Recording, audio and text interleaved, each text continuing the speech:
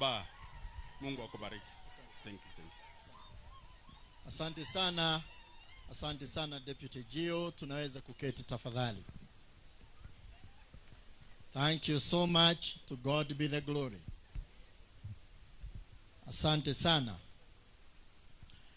Kwanza kabisa ningependa kushukuru sana Mwenyezi Mungu kwa nafasi hii ambayo kweli amenipatia nije nikutane nanyi kutoka Central Kenya region and beyond. Ninashukuru kabisa, sichukui jambo la kawaida. Pili, ningependa kumtambua mke wangu ambaye amekuwa rafiki wangu kwa miaka hii yote, Reverend Catherine.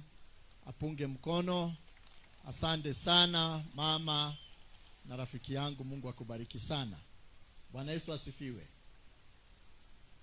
Ili niweze kuendelea, ninapenda kushukuru Mungu kwa nafasi hii ambayo nimepata kabisa kuwaletea neno la Mungu na baadaye kumbariki au kumweka wakfu, na kwa neno lingine kumsimika regional bishop ambaye amechaguliwa katika mkoa huu wa Central Kenya. Ni jambo la kipekee na ni jambo la baraka. Kama jinsi imetajwa, kanisa la Full Gospel ni kanisa lenye utaratibu na linalozingatia interest za watu katika maeneo mbalimbali, na moja yake ni kuwapa viongozi walio na mwito na walio na moyo wa kumwogopa Mungu na kuwatumikia watu. Ndipo nimefika ili kumsimika. Naona pamoja na hayo tumepata wageni mashuhuri, na ninasema kwa wageni wetu wote, karibuni sana sana sana katika ibada na sehemu hii. Ninyi ni sehemu ya mwili wa Kristo, pasipo kujali mnaingia dhehebu gani au gani. Tunawapenda, na hasa sana ningetambua viongozi wa kisiasa ambao wamefika leo. Ninapokumbuka historia ndefu ambayo tumekuwa nayo kama Full Gospel Churches of Kenya na the political leaders of this great country of ours. Kanisa la Full Gospel limefaidika sana kule siku za mbele. Tumefaidika sana, mahali kwingine tumepata viwanja kupitia viongozi wa siasa, kwingine tumepata wachungaji wetu wamepewa support katika shughuli za kununua magari na kufanya hafla zingine mbalimbali, hata ujenzi wa makanisa. Therefore, our political leaders, I want to thank you very, very sincerely for the great support that you have continued to accord and to give this great church. And I want to say the door is wide open, that you feel you have the opportunity and the chance to serve your God by partnering with this great church, the Full Gospel Churches of Kenya. May God bless you indeed, in Jesus' name. Na ili niweze kuendelea, najua hapo mbeleni tutakuwa na nafasi ya viongozi hawa wa kisiasa kutambuliwa, na kwa hivyo ninapoendelea na neno, msiwe na hofu ati sasa amehubiri na hatujasalamiana. Tutawapa nafasi ya kusalamiana marafiki zetu.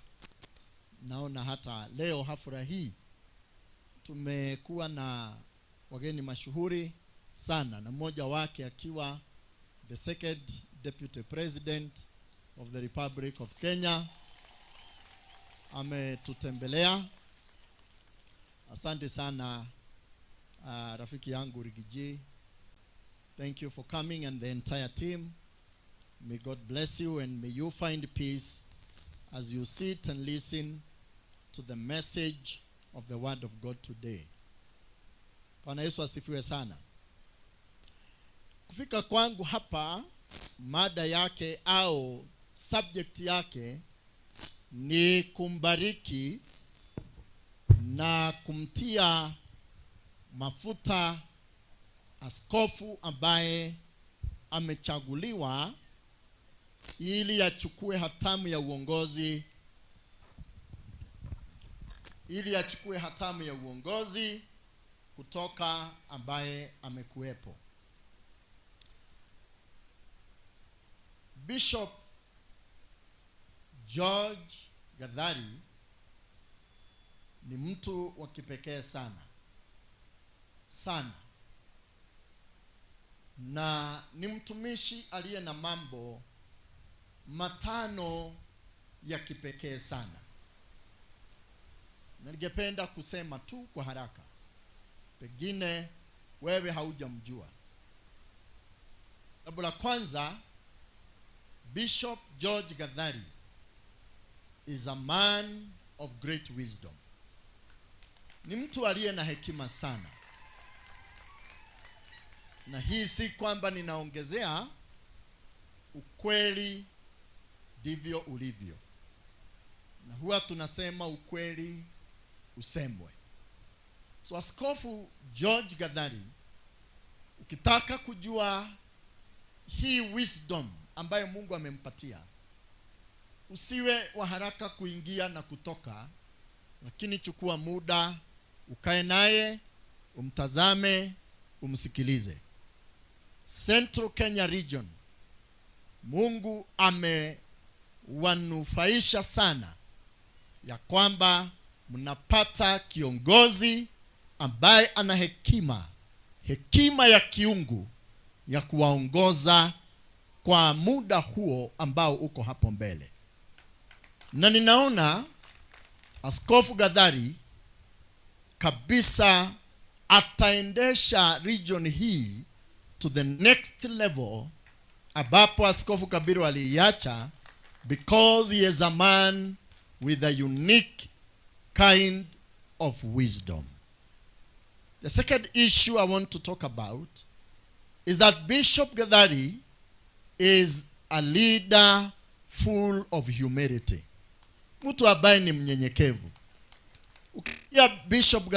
Ukisikia Bishop Gathari amechokozana na mtu, ujue yeye ni kidole aliwekwa kwa macho, lakini yeye hawezi tangulia kurusha mawe pahali popote. So Bishop Gathari is a very humble man of God. And the Bible teaches us that above all else, that let us clothe ourselves with humility. Tujivike upole na unyenyekevu. Na Askofu Gathari ni namna vile. Number 3, Bishop Gathari is a truthful person. Ni mtu wa ukweli. I know and I have interacted with many bishops. Very many bishops, both within Kenya and out of the country. But I have this unique testimony to give this afternoon, that Bishop Gathari ni mtu wa kuaminika. Ama si kweli jameni? Si ninyi mumeona hivyo? Ni mtu wa kuaminika. Number 4 is that Bishop Gathari is generous. We need servants of God who are generous. Sio saa yote ni kupokea. Ni heri mkono upeanao kuliko ule unaofanya ni unaopokea. Bishop Gathari has got this unique character in him, that he is a generous person.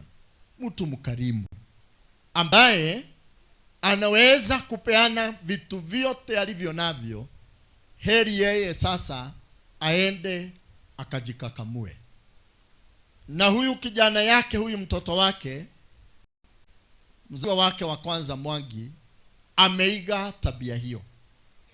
Ameiga tabia hiyo kabisa. So mzee, unapoendelea kuritaya, jua ya kwamba huyu kijana umemtaja baba yako amechukua your nature. Ni mtu mkarimu. And finally is that Bishop Gathari ni mtu wa ukweli. Ni mtu wa ukweli. He's a man who is sincere. Yeye hafichi mtu kitu huku chini. Kwani hapo mnanyamaza? Si ni ukweli jameni? He is a man that is coming and bringing to this office great wealth of incorruptible substance. Let me take us to the sermon of today. The message of today, I'm drawing from the book of John chapter 10, verse 26 all the way to verse 30. Is a message that I love and I cherish so much. The message itself is about the marks and the blessings of the sheep of Jesus Christ. How do you identify the true sheep of Jesus Christ?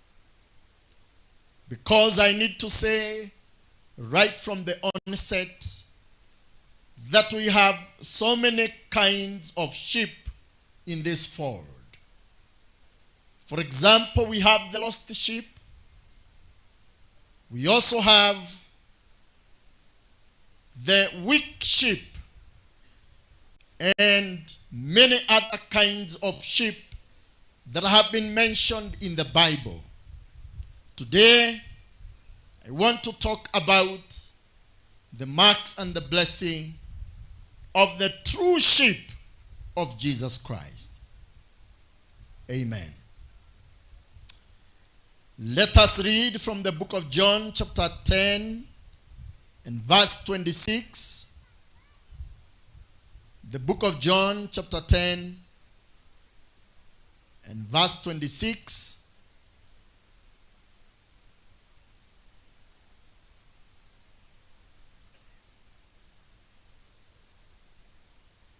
Tunaenda tu pole pole lakini tutafika. John chapter 10 and verse 26. The Bible says this. Let me read a few verses. The Bible says, but not among, because you are not among my sheep. Let me read once again. But you do not believe, because you are not among my sheep.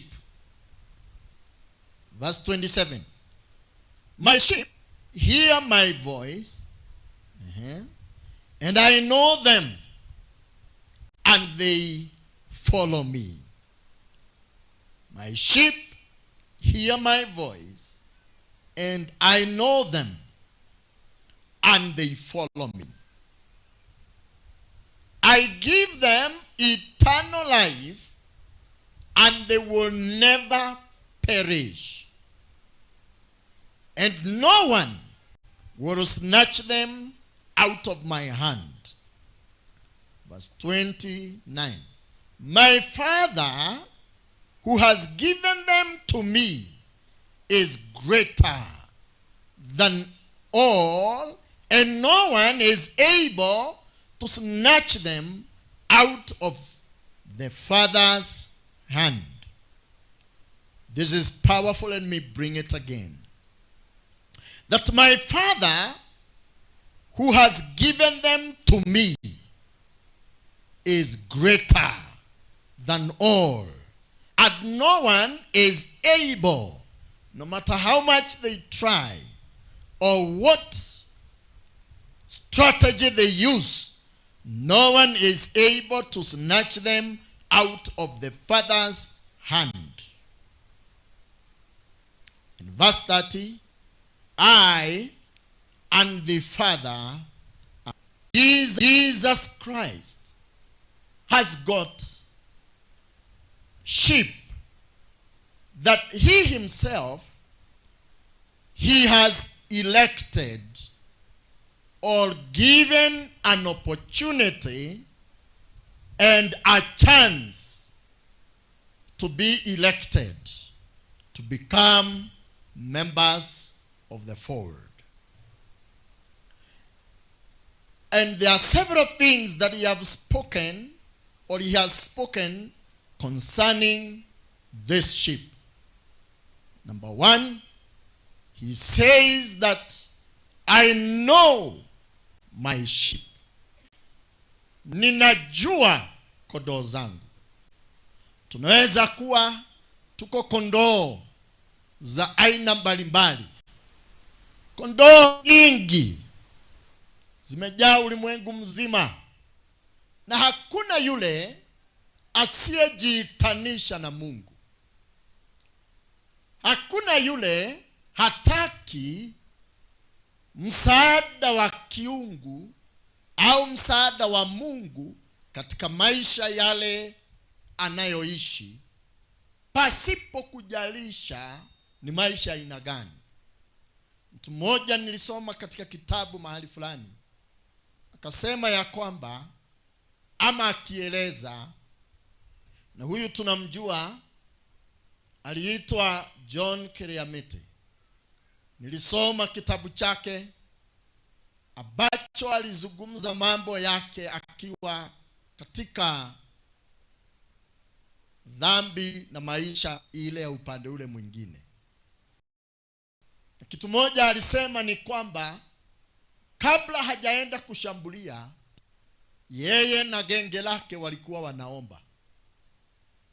Wanaambia Mungu, wewe Mungu unayelinda kila uhai, tunaenda kushambulia benki fulani na tunaenda kuiba pesa. Mungu tunakuomba utulinde tusiuawe na mapolisi.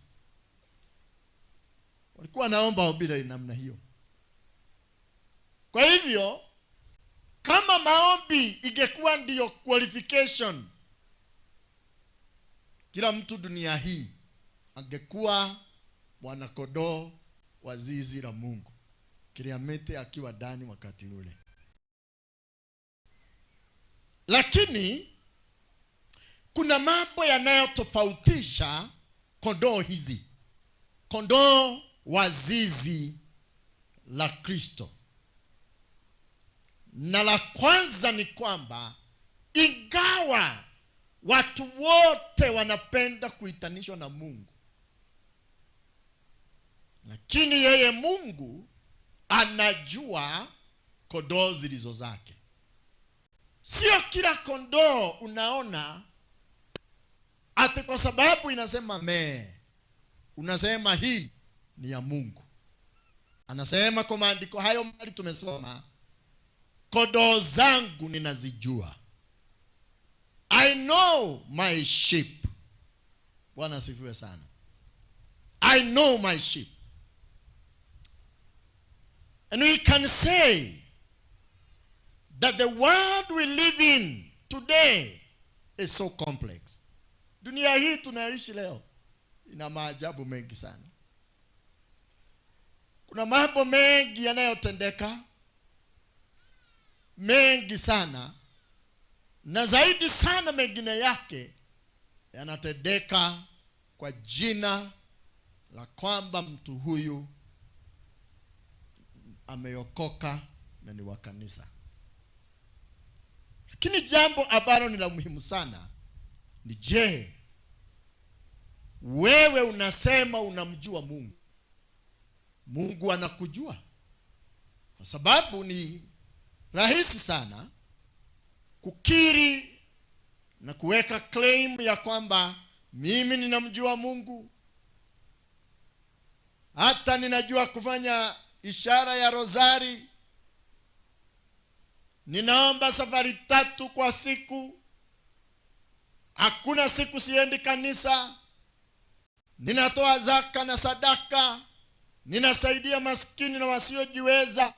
Mambo hayo yote ni mazuri unayo.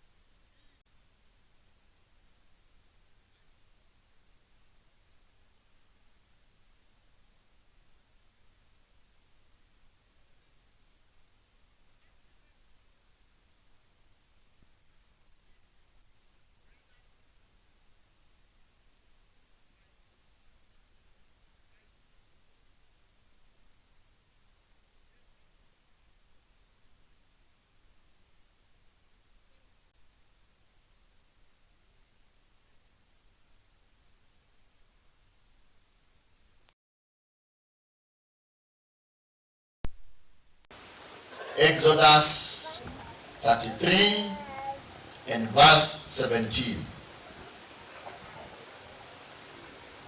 The Bible says this, verse 17.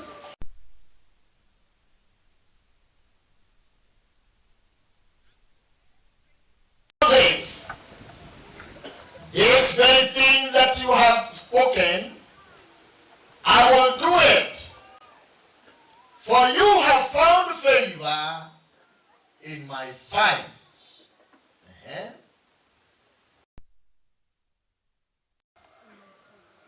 For you have done what?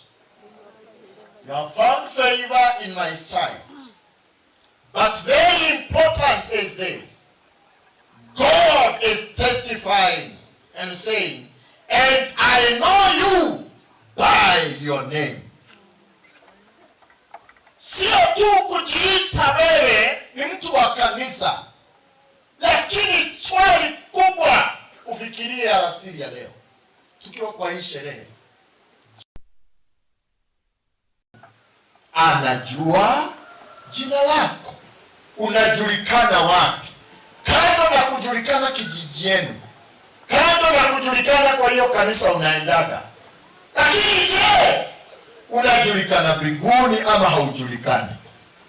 Wakati mafaili na vitabu vya nakala na kunukuu mambo ya kiungu vinapofunguliwa, je, rafiki yangu, jina lako litapatikana pale ama halitapatikana?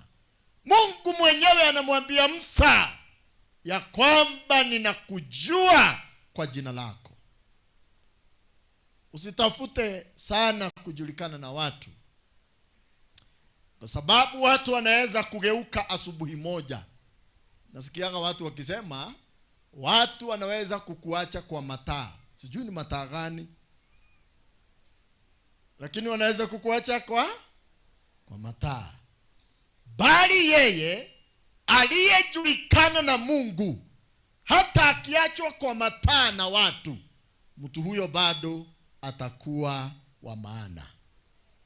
So hapa maandiko inatuambia Mungu hakuanza kujua watu wake juzi wakati tuliingia ulimwenguni, lakini Mungu alianza desturi hiyo kitambo sana. Na anamshuhudia Musa, anamwambia kwamba kwa sababu ninakujua kwa jina lako, maagano yetu nawe itadumu hata milele.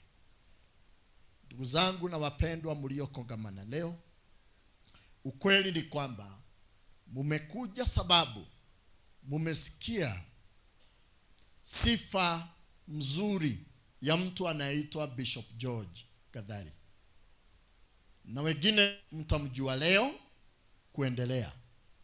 Mimi nataka kuambia hivi, tafuteni sana kuwa na ushirika na Mungu. Juaneni na Mungu. Uelewe na ukumbuke, watu wanaweza kukugeuka, lakini Mwenyezi Mungu atabaki akiwa wa ukweli na haki hata milele, na kukujua kwake hawezi jifanya ate hakujui. Na nikwambie hivi, usigoje watu wakupeleke wakufanyie introduction kwa Mungu. Tengeneza ushirika wako na Mungu, sababu watu wanaweza kukugeuka, lakini Mungu akisema anakujua atabaki kuwa mwaminifu hata milele. Ni heri kujulikana na Mungu kuliko kujulikana na watu. So anamwambia Musa, ninakujua kwa jina lako. Hakuna makosa mtu akikosanisha jina lako akuite jina lile ambalo hauko. Kuna ndugu moja kwa hii full gospel yetu tu. Hata full gospel ni kanisa tu kama kanisa ile yenu. Sasa siku moja mtu fulani alienda kunitambulisha. Imagine nimetembea upande wa kwao. Na Kenya hii hakuna mtu iko full gospel hajui jina yangu, ama iko? Si iko mpaka kwa kalenda na kwa nakaza full gospel, si iko hapo? Sasa akaenda akaniintroduce, akaniita Askofu Karanja. Sijui alikuwa ameona ile Karanja ya Githunguri ama ni gani. Akaniita Askofu Karanja. Na nikashangaa. Kumbe unaweza kaa na watu na wajifanya ni kama wanakujua, lakini ukweli hawakujui. Mungu si kama watu. Mungu anakujua wewe. Anakujua vizuri. Anasema katika maandiko matakatifu, sina muda wa kusoma, lakini Biblia inasema anakujua vyema, hata anajua hesabu za nywele zako. Uko kwenye rekodi ya Mungu. Na usikie, hakuna siku Mungu atakuita Karanja na wewe ni Macharia. Gaida lehigo akahitithania rĩtwa rĩaku. Mungu anakujua. Uwe umerarukiwa, uko smart, uende juu, uende chini, ugonjeke ama iwe nini, Mungu anabaki kuwa mwaminifu. Anakujua na anakuelewa na hata jifanya. Sidio? So one of the qualities and big facts we are reading from the book of John is this, that I know you. I know you. Na unapotoka kwa hii ordination ya Askofu George Gathari, ukisahau mambo mingi, usisahau hii.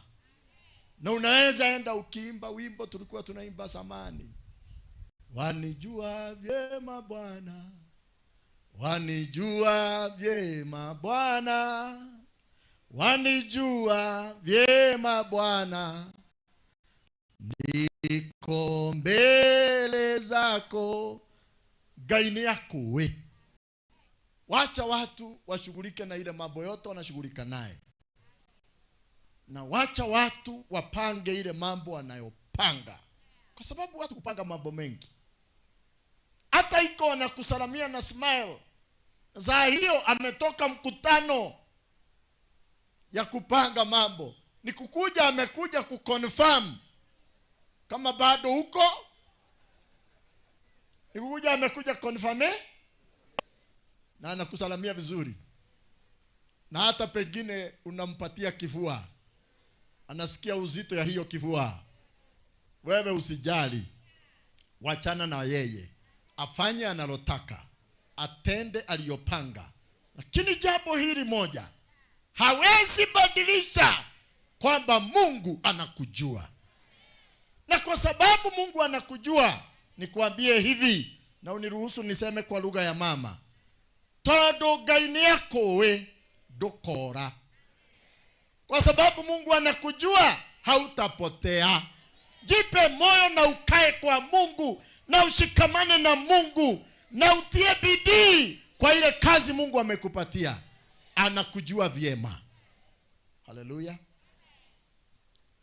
Hebu ni sababu ya masaa mtaenda mkisema sasa askofu alipewa microphone akahubiri. Ndiye alituchelewesha. Hata nikiwachelewesha leo msijali sana. Hebu tusome Isaiah 45. I'm still underscoring this message because I want you to get out of this place with full conviction in your heart and that boldness and courage to stand and withstand all kinds and manner of situations that would want to bring you down and to preach a different message to you. I want this to sink right into the gene of your being that God knows you. Na uachane na shughuli za watu wengine. Mungu anakujua na kuna mtu anaweza kubadilisha. Isaiah 45 verse 3. Isaiah 45 verse 3. Kitabu cha Isaiah 45 mstari wa 3. Biblia inasema hivi: I will give you the treasures of darkness and the hoards in secret places, that you may know that it is I, the Lord, the God of Israel. The final part is very important. The God of Israel, who does what? Who does what? Who call you by your name. Gaida gwetaga na maretwa ma confusion na kufatilio. Gaya gwetaga na retwa riaku. Mungu hakuitagi na majina ile umeekelewa na watu. Mungu anakujua na jina lako. Inaweza kuwa si jina tamu na si jina mzuri, lakini hapa maandiko inasema Mungu atakupatia shehena na utajiri uliofichika gizani. Kabisa atakupatia. Ili wewe ujue kwamba yeye ni Mungu. Mungu wa Israeli anayekuita kwa jina lako. Jipe moyo. Mungu anakujua. Askofu Gadhari, Mungu alikuita na jina lako. Naliona ukiwa mbali sana. Mbali sana. Na akakuita kwa jina lako. Hebu sikia mstari wa 4. For the sake of my servant Jacob and Israel my chosen, I call you by your name. I name you, though you do not know me. Mungu anakujua. Kono doi gai. Gai ni yako we. Bwana Yesu asifiwe sana. Hebu niende pointi ingine. Nisikae hapo hata milele.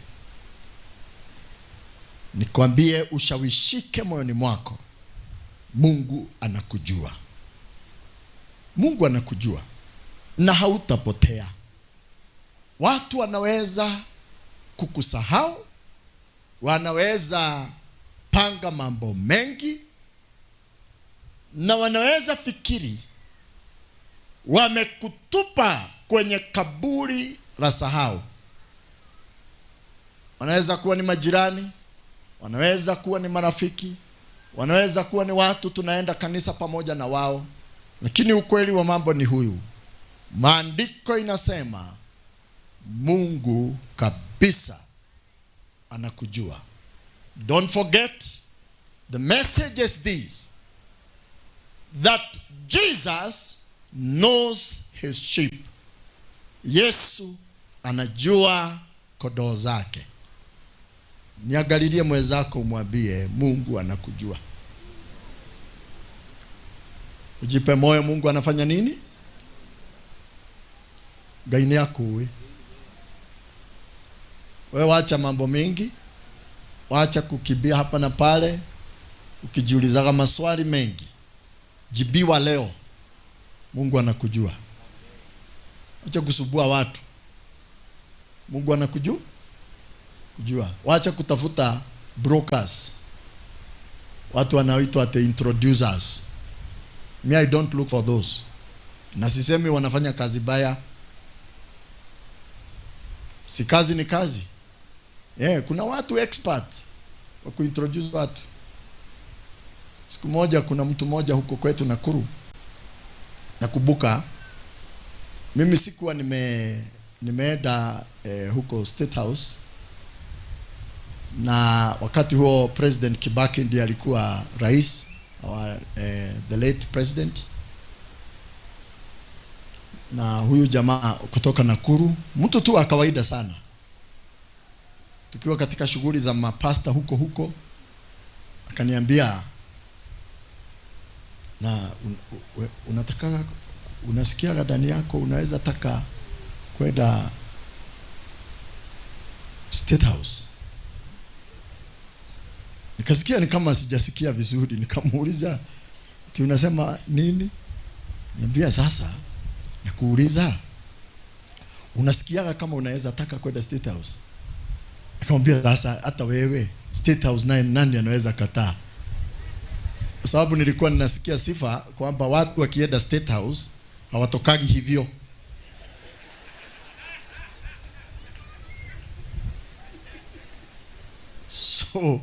So hata kama ni wewe, najua kama hii usikie unaulizwa na mtu unaweza taka. Na ni mtu wa kawaida sana. Mtu ya kawaida sana. Siku hiyo ilikuwa baada ya ile vita ilikuwa imetokea.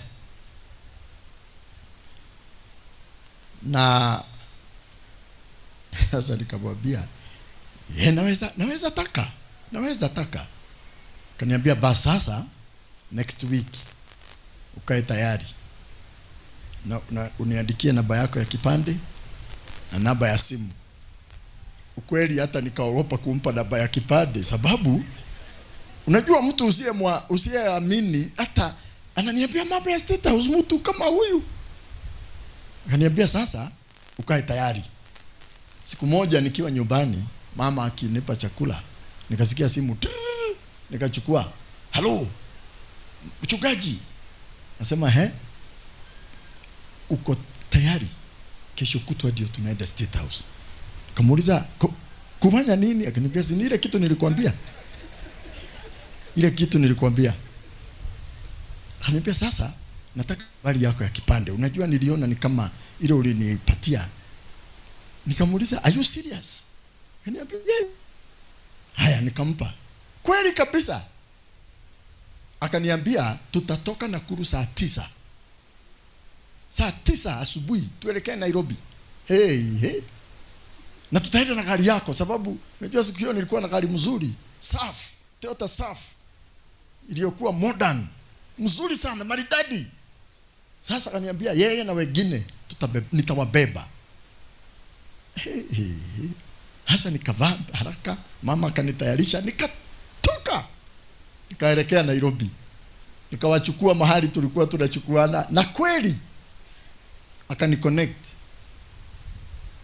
Tukajiona tuko State House.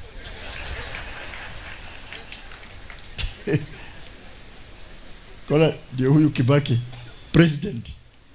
Mimi sikuwa naamini, nilikuwa nakaa hivi, najiguza hivi, naguza macho nione. Wala ziwezana. Unaweza kosa watu kama hao wa kukuconnect. Unaweza kosa connection. Lakini sikia, hata kama hauna connection za kwenda State House, ujue hivi, ni State House peke yake haujulikani. Biguni unajulikana. Na biguni iko juu ya State House. Bwana asifiwe sana. Aya, tuende pointi yetu ya pili nimalize. nimalize mahubiri. Kwa hivyo wewe usishughulike, kirathimo gyaku gigagukororo hau, baraka yako itakukuta hapo. Mimi sikuwa nafikiria mambo ya kwenda State House, lakini sasa mtu akakuja wa connection, ngajara gutumira connector, destiny connector, mtu ambaye atakuconnect. Hallelujah. Hata yuko pale pengine tulienda tuka hiyo ni siku nyingine kweli. So the second thing is that Jesus Christ, number 2, very important, knows his sheep and he gives them eternal life. So point number 2 is that he gives them eternal life. Anawapea uzima wa milele. Hakuna kitu kilicho na udhamana ulioshinda uzima wa milele. Kwa sababu maandiko inasema mbingu na nchi zitakwisha, lakini ufalme wangu utadumu milele. Mbingu na nchi zitakwisha. Hii mambo yote tunaona mazuri na maridadi, magari mema na nini na hafla na pesa na utukufu na mavazi na urembo na nini na mamlaka, zote zitakwisha. That is why we have things like term of office. That is why we have things like expiry date. That's why we have things like beginning and end, and so on and so forth. But my brothers and sisters, there is one thing that shall never come to an end. Its value cannot be compared to silver or gold or precious stone. And that thing is eternal life. Na eternal life haiuzwi, haikodishwi, lakini maandiko inasema atawapatia ama anawapatia uzima wa milele. Bwana asifiwe sana. Nilizisoma mahali nikashangaa sana, sijui kama ilitendeka. Nikasikia kuna mzazi alimpa mtoto wake figo. Ilionekana yule anaye qualify kumpa mtoto huyu figo, maana alikuwa mgonjwa na figo zake zikasimama, hazifanyi kazi vizuri. Ikasemekana baada ya kupimwa, ikasemekana baba yake ndiye anaweza kumpa figo. Na kwa hivyo wakasafiri waende India, akatolewe figo apee mtoto wake. Kafanyika hivyo, wakarudi Kenya baada ya kupeana figo. Mmoja alirudi na figo 3, mwingine akarudi na figo 1. Na walipokaa kama kawaida, watoto wanaweza kukosana na wazazi. So walipokaa, mzazi huyu akawa anamkumbusha mtoto wake, namwambia nyuko nolete ana higono nida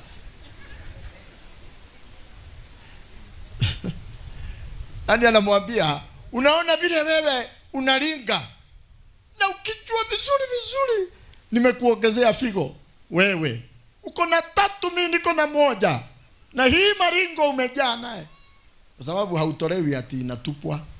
Ndio ngerutwe eikilio baka uikarohoro na sio shiri.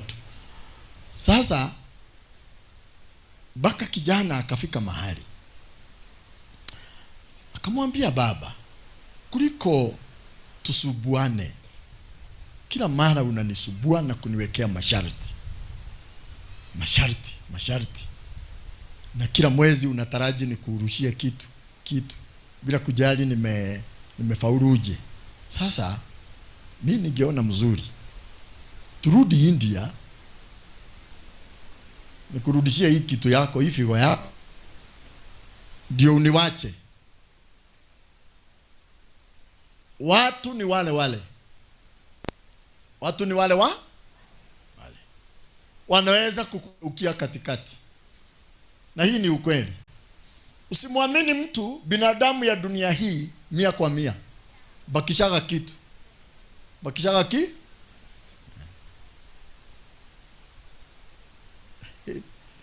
Yaani haku kegwera gehoro.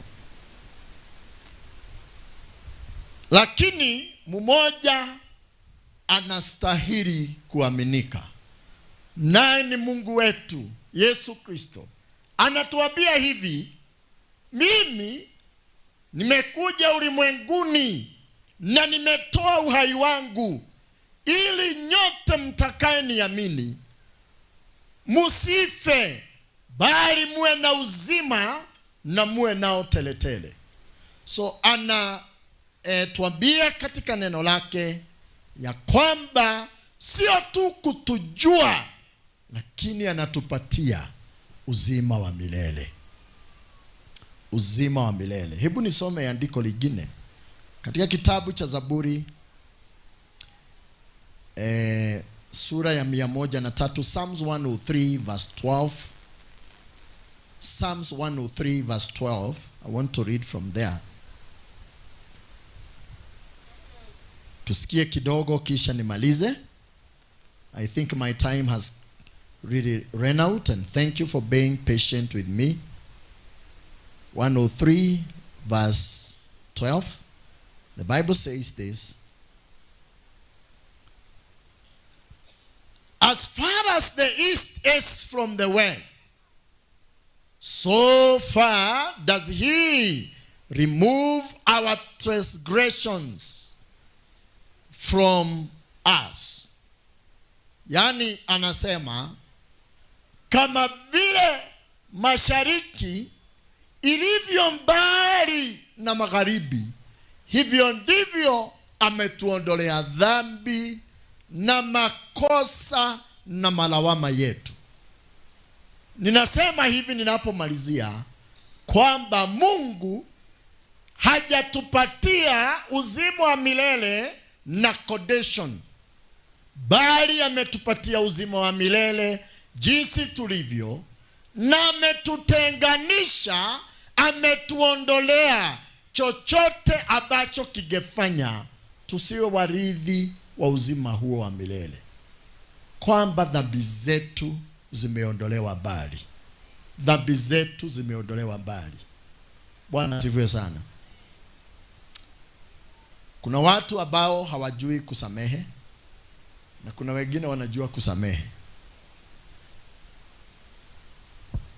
Nimefunga kompyuta, usiseme ninaongea sana,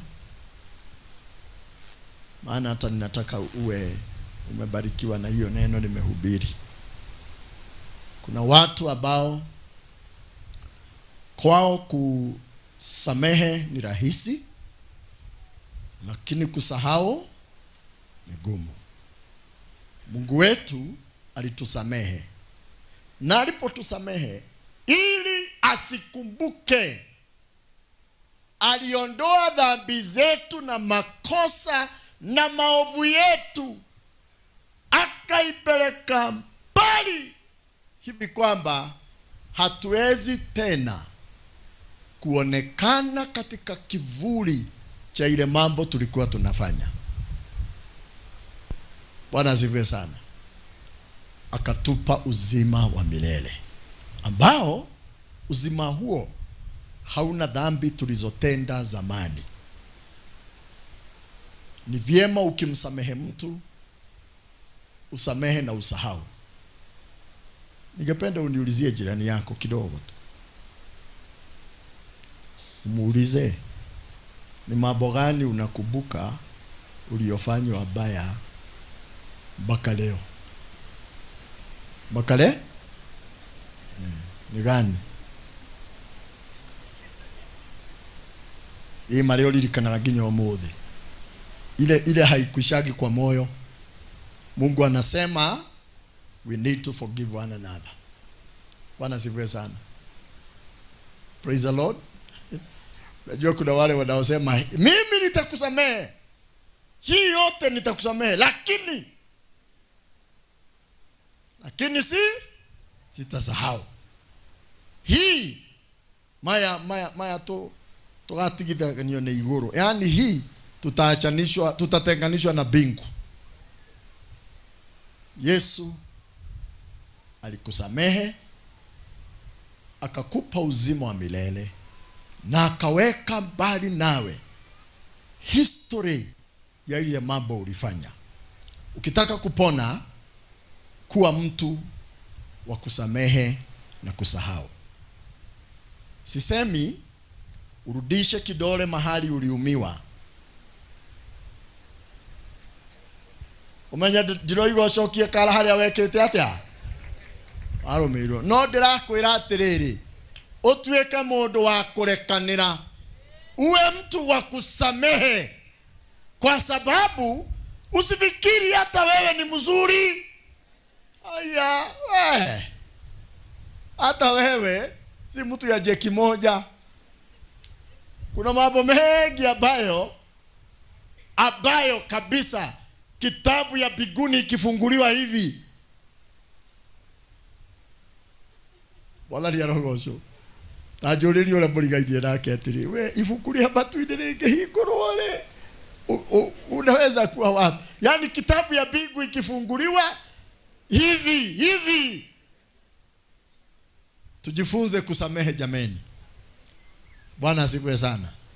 Mungu atusaidie tuwe watu wanaoweza kusamehe. Maisha inasonga mbele kwa msamaha. Uzima wa milele ambao tumeusikia pale haikuja kwa njia nyingine yote, ni kupitia msamaha.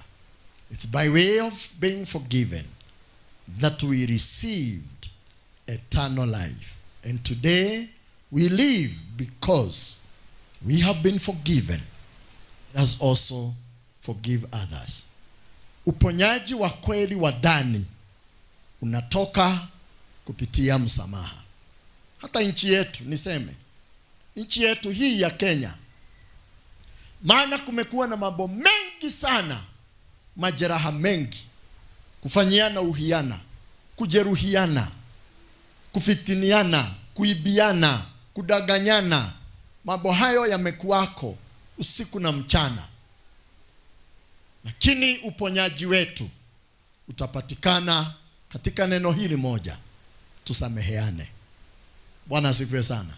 Tunaweza samehe na tusisahau, lakini tutangulize hatua ya kwanza ya kusameheana, kwa sababu ni katika msamaha neno la eternal life ama uzima wa milele lilipatikana. Nirudie tena, ni katika msamaha neno la uzima wa milele lilipatikana. Hebu tusimame kwa miguu yetu kwa muda mfupi katika jina la Yesu. Let us stand on our feet in the name of Jesus. Welcome my brother Bishop. Asante sana. Let us take a moment and reflect on the word of God in the name of Jesus. Tuchukue muda wa dakika chache kuweza kuzingatia neno hili katika jina la Yesu. Chukua muda mtu mfupi mbele za Mungu, ujiangalie, ujitazame. Na kuinulia macho yangu, na kuinulia juu, na kuinulia macho yangu, na kuinulia juu, na kuinulia macho yangu, na kuinulia juu, na kuinulia macho yangu, na kuinulia juu, na kuinulia macho yangu na kuinulia juu, na kuinulia macho yangu na kuinulia juu. Mwenyezi Mungu, twasimama mbele zako mchana wa leo, twakusihi tukikuomba kwa rehema na neema zako, o Bwana, zidi kuturegesha kwenye njia zako, kazidi kututia maarifa na ufahamu zaidi, ili tuchukue maamuzi inayofaa na inayostahili. Tujiombea sisi wote kila mmoja, ya kwamba neema ikatujae ya kukujua wewe kila wakati, maana unasema unatujua. Ulitujua hata kabla ya kuweka misingi ya ulimwengu. Bwana, twaomba alasiri ya leo utusaidie kuendelea kushikamana na wewe, kukufuata siku zetu zote, because our identity is in you. Father, we also pray that, oh God, you help us to live and to continue to live uprightly, that eternal life may continue to be our daily benefit to your glory, our everlasting Father. We thank you and we honor you. In Jesus' name we pray. Amen. Amen. Tumshangilie Bwana kwa makofi tunapoketi. Tuketi kwenye uwepo wa Bwana. General Secretary afike ili atuelekeze kwa sehemu hiyo nyingine.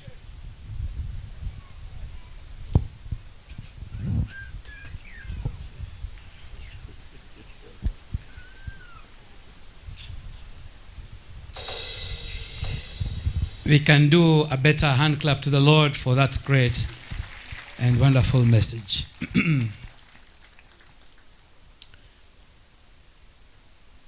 Our presiding bishop, we want to thank God for that very powerful message. To have a personal relationship with God. And I don't want to add on it. It's very clear and simple. God knows us. It's my humble opportunity to prepare and present the person that we are going to have in front of us, Bishop George Kadhari. And what will happen? He will be escorted by the district overseers. But as he is preparing and as we are relaxing, I would like to ask Bishop Simon Mureithi to tell us who is this person, George Kadhari. We want to know him, and while we are knowing him, I would like the district overseers, all the district overseers, to be upstanding and prepare before I bring in our bishop for the work that is going to continue. So please be upstanding and just next to him, prepare him. I would also like to ask my office, my deputy, to bring the instruments of power and the things that will be needed while the introduction of Bishop George is being done. We can do it now. Please tell us who is Bishop George Kadhari. Omindia 10.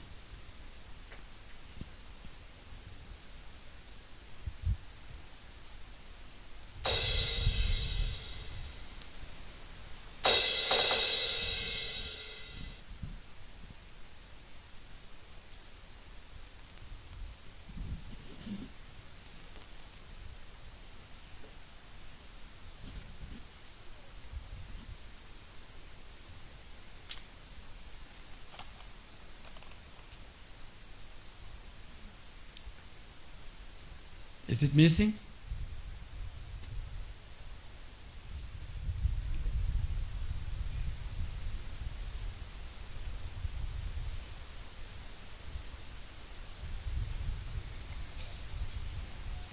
He is working with a lot of confidence with this spiritual father. We can give them a hand clap as they prepare now to start the procession of being installed as the bishop. The ministry journey of Bishop Dr. George Gathari Mwangi. Bishop Dr. George Gathari Mwangi became a full-time minister on the 1st of February 1989 when he was appointed an assistant pastor at Jobini Local Church Assembly under the late Reverend Samuel Mwangi. He started to serve in 3 branches, namely Magumu with 17 members, Kamae and Kinare with 25 members each. For their Sunday services, Magumu Church congregated at a social hall, while Kamae and Kinare had mud walled and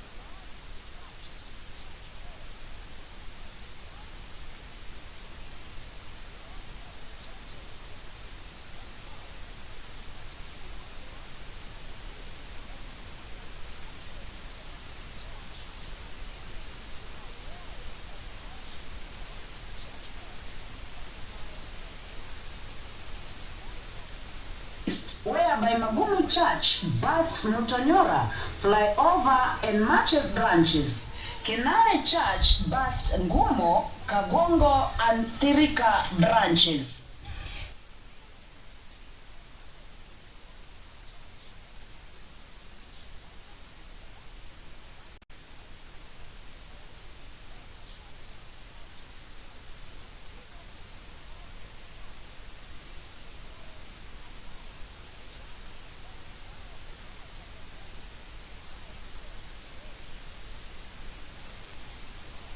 He joined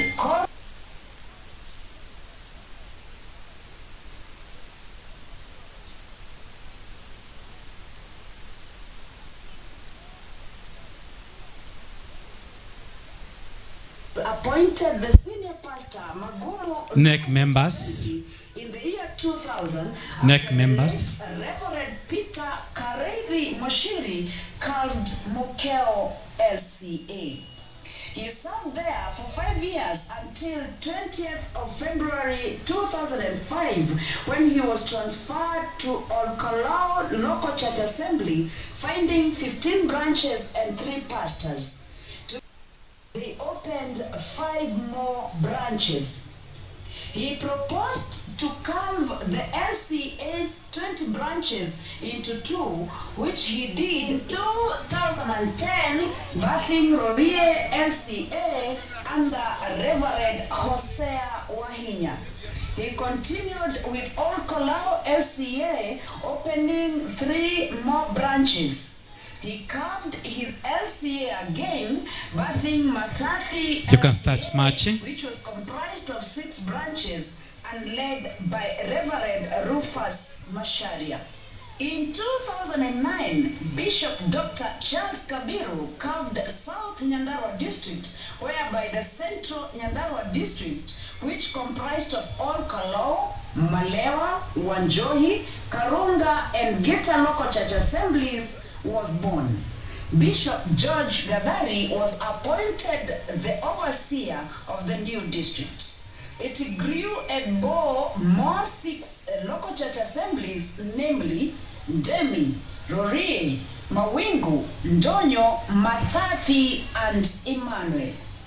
With a heart of mission work, he mobilized the district into the mission field in Marsabit County amongst the Rendile community.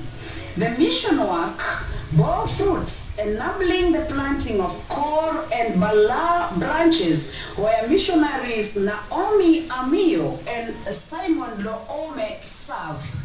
He also opened an early childhood development center in the same area where he supports the churches, the missionaries, and the teachers both morally and financially. In his 36 years experience in the ministry, he has served in youth leadership and chaired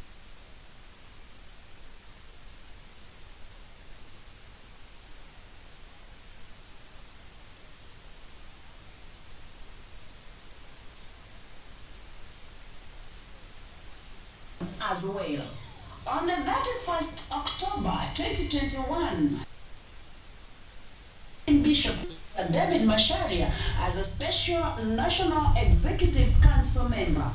He sits in the Department of Resources Mobilization Committee, chaired by the National Deputy Treasurer, Bishop Isaac Kariuki, the Nairobi Regional Overseer. After 15 years of whole Central Nyandarua District, it holistically developed and was carved in 2024, where Kipipiri District with 5 local church assemblies was born and entrusted to the leadership of Bishop James Mwangi.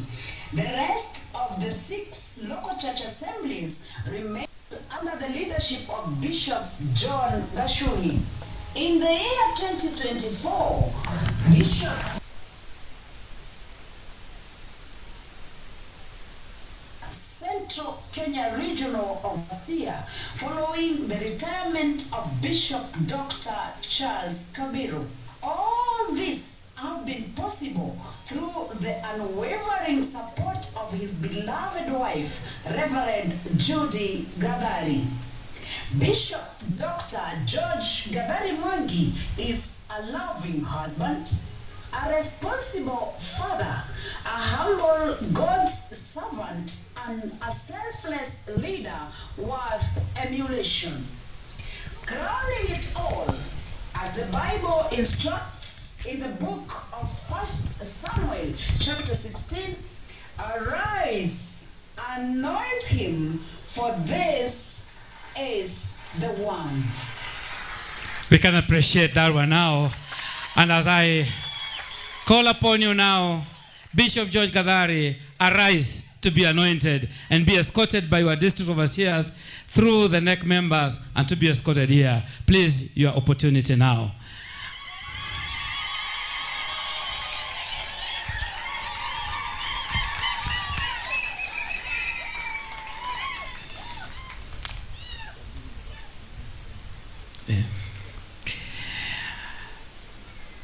He is being received by the NEC members.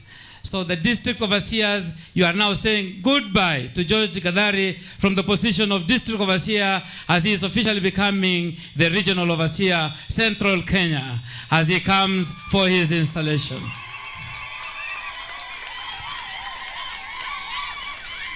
And then the NEC members escort him and then be received by the Deputy General Overseer on behalf of the head office, bring him forward to the dais for the ceremony that is laid before him. And here he comes up for the great ceremony. Welcome and congratulations.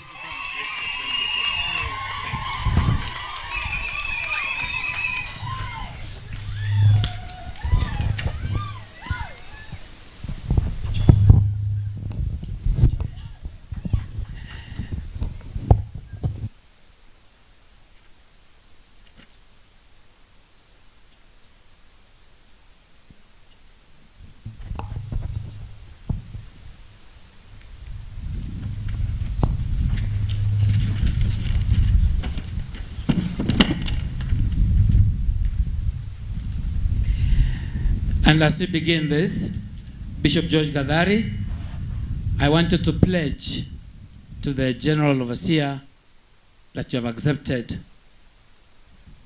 And so you will read it now.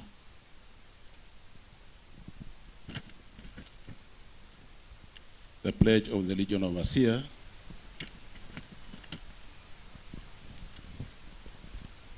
In appreciation of the General Overseer, National Office at NEC for the appointment into the office of the Regional Overseer of the 4 Gospel Churches of Kenya, Central Kenya Region.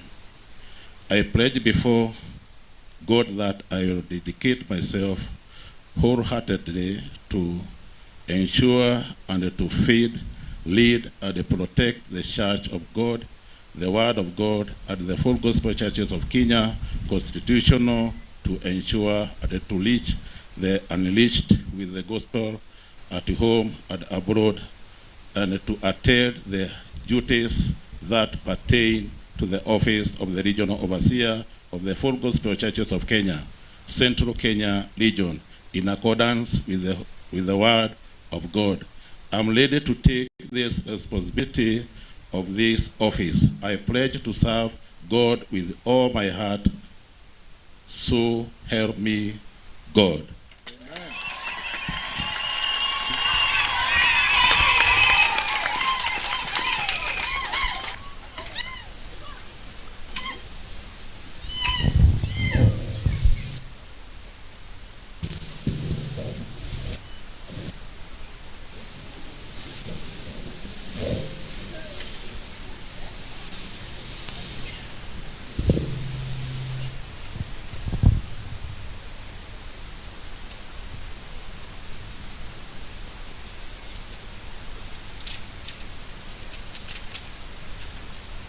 Okay, after now you have taken the oath of office, I now want to charge you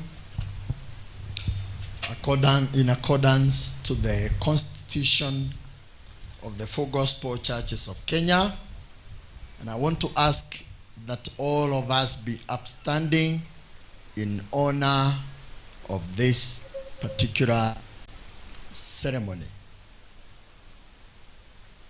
These are the charges of the regional overseer Four Gospel Churches of Kenya. Bishop George Gathari Mwangi, in full realization that the Lord of harvest has called you and placed you in his vineyard to serve him and his people, I charge you this day before God and the body of Christ, and particularly before the Four Gospel Churches of Kenya leaders and members present, to fulfill your calling and mandate fully as the regional overseer of Central Kenya region. I charge you to lead the Four Gospel Churches of Kenya, Central Kenya region, in giving guidance according to the Bible, the church constitution, policies, and resolutions of the National Executive Council and the AGM, in order to harmonize and ensure the preaching of the gospel as commissioned by our Lord and Savior Jesus Christ. Number 2, to promote the spirit of unity and oneness in the church, you being a symbol of regional unity. As the spokesperson of the Four Gospel Churches of Kenya, Central Kenya region, you will be required to represent the church at all levels of leadership, community, and government. As a regional overseer of the Four Gospel Churches of Kenya, Central Kenya region, you will be required to safeguard and defend all the properties and interests of the Four Gospel Churches of Kenya, as well as you will be required to resolve all manner of conflicts in the leadership level and maintain integrity in your region as it's stated in the Word of God. May the Lord God, in the name of our Lord Jesus Christ, bless you in this responsibility of leadership and overseeing the Four Gospel Churches of Kenya, Central Kenya region.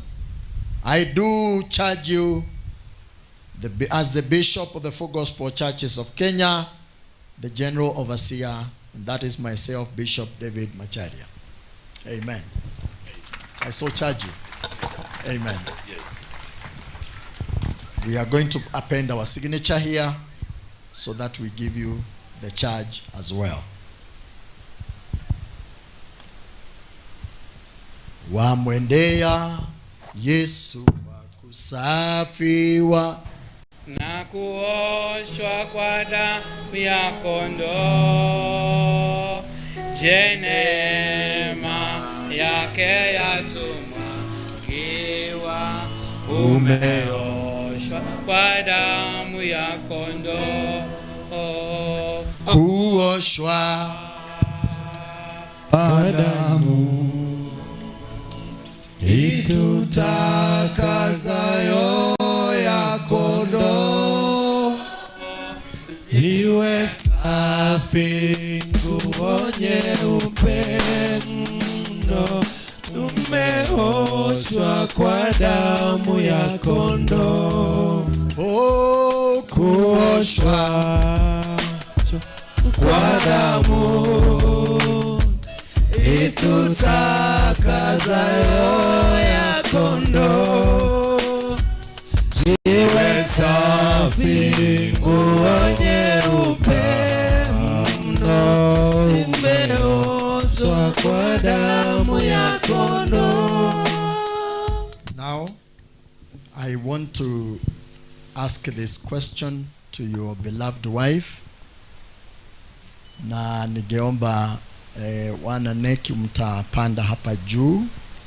Tunaendelea kufanya dhabihu ya kumbariki. So the neck, you surround him. This is your colleague. Yes. Sasa mama, unajua mume wako ambaye kabisa umemtunza kwa muda huu, na ninakushukuru. Unajua mume wako sasa ameingia katika huduma ya juu sana.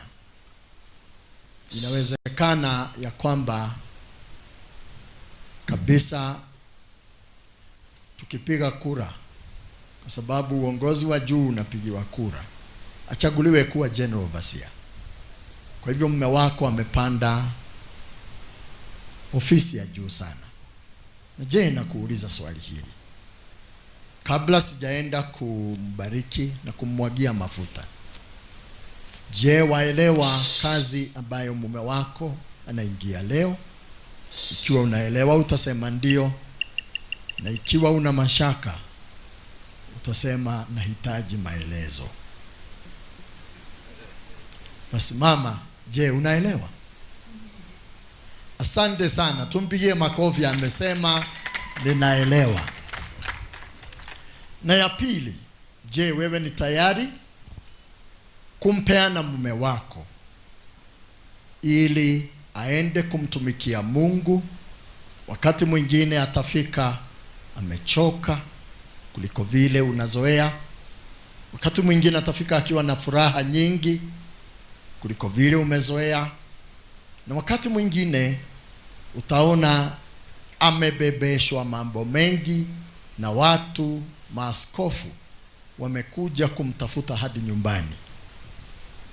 Kama mama ambaye wewe ni mzoefu katika ndoa, je, uko tayari kumuunga mkono na kumpeana bila kumzuia aende akamtumikie Mungu bila vikwazo vyovyote kutoka nyumbani? Je, uko tayari? Asante sana, tumpigie makofi. Amesema niko tayari. Sasa utasimama nyuma yake ninapomkaribisha kupiga magoti yake hapa mbele ili nipate kumbariki na kumumwagia mafuta katika jina la Yesu. Deputy Gio, kinipa hayo mafuta na ukimtayarisha vizuri, wamwendea Yesu kwa kusafiwa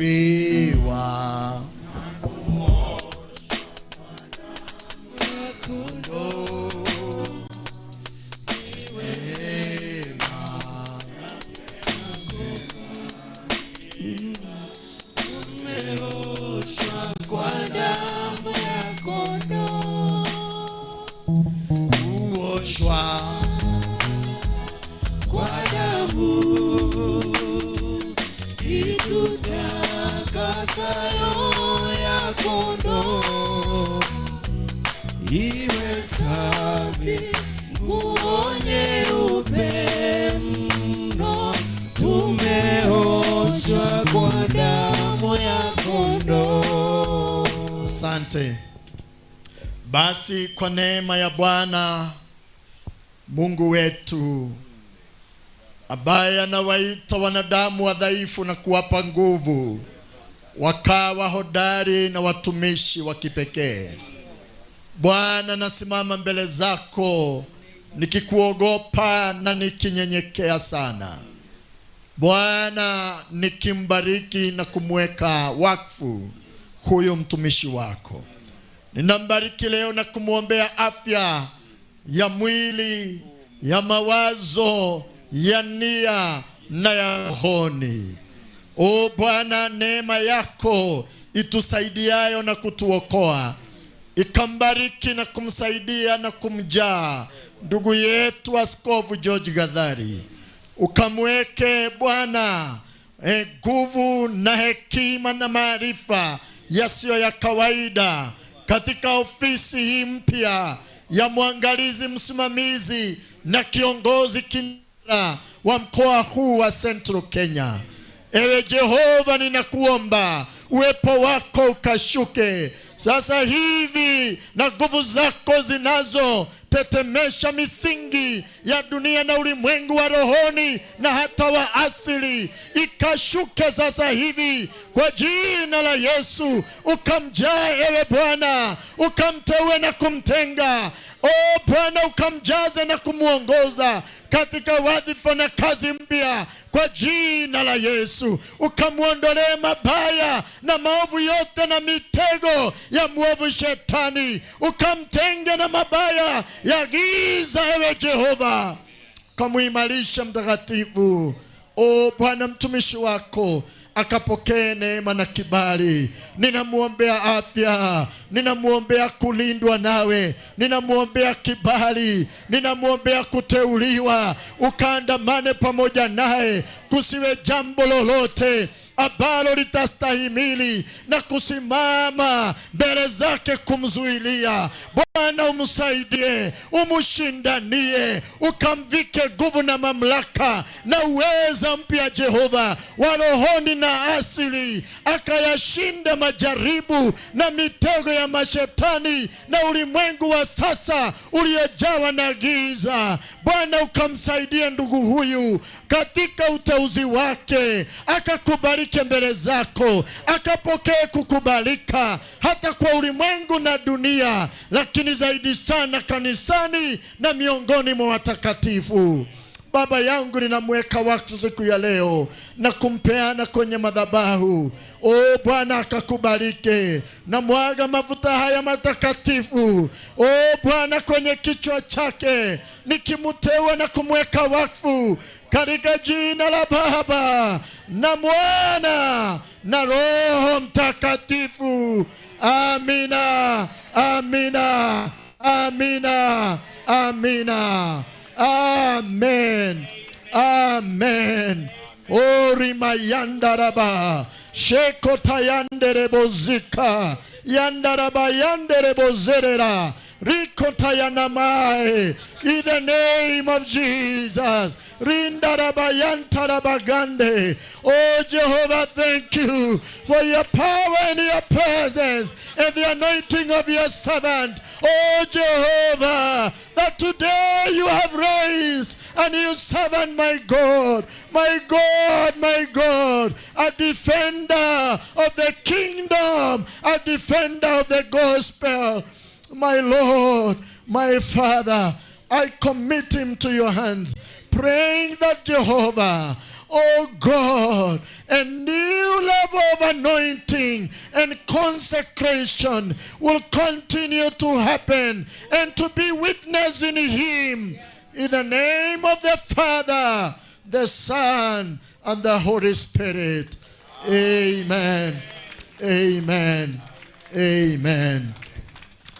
Sasa ningeomba neki wamsaidie kusimama. Usijiamushe, ngoja usaidiwe. Ndio namna hivyo. Asante. Mtu akishabarikiwa hajiamushi, anaamushwa. Basi sasa mumupanguze vizuri. Mumupanguze vizuri. Asante.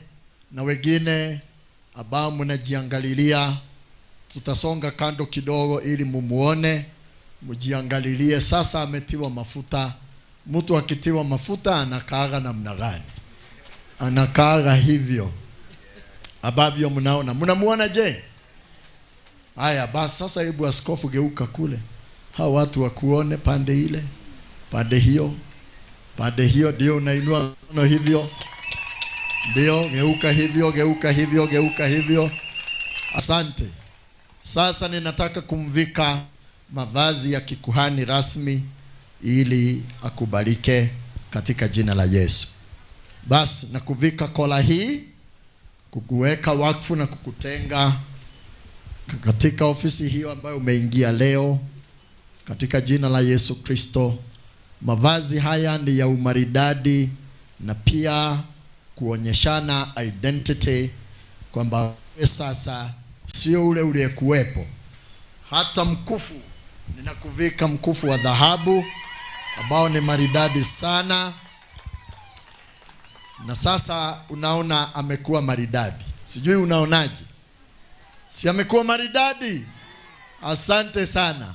Sasa kutoka hapo ninataka kukupatia instrument of power before I do the final declaration.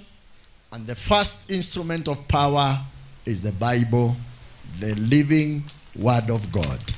Uipokee katika jina la Yesu. Kwa hii utaongoza watu wa Mungu. Hiyo imekupatia mamlaka ya juu, Biblia. Ya pili ni kitabu cha nyimbo za rohoni. Tenzi za rohoni. Ndio hiyo unamuimbia Mungu. Hiyo ukiimba hata mashetani wanaenda.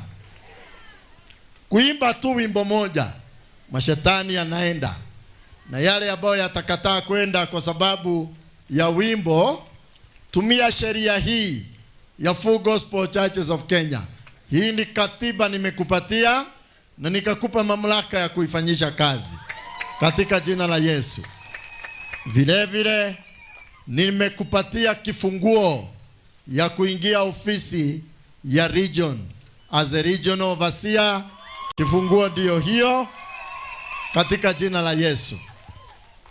Na sasa nitatia sahihi kwenye cheti cha kusema umebarikiwa rasmi katika jina la Yesu. Mbeleni na endelea, ninazidi kutembea, maombi yasikie, Bwana unipandishe, Bwana uninue,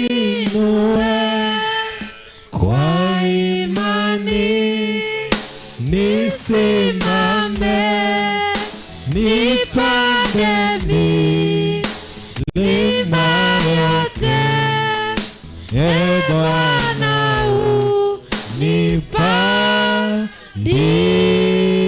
unipandishe. Ngeuliza ofisi mkuje upande huu as a sign of authority.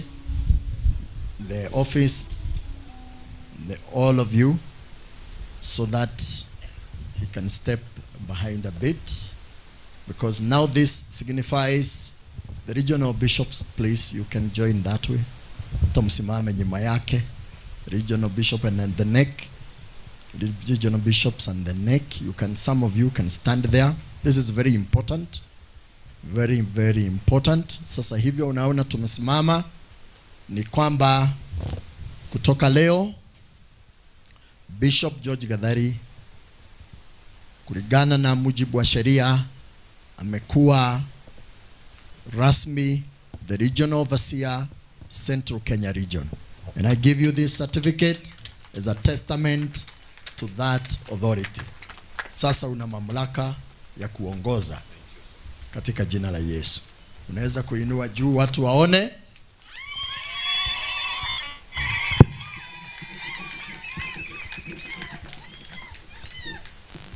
Ya mpigi shangwe vizuri jameni.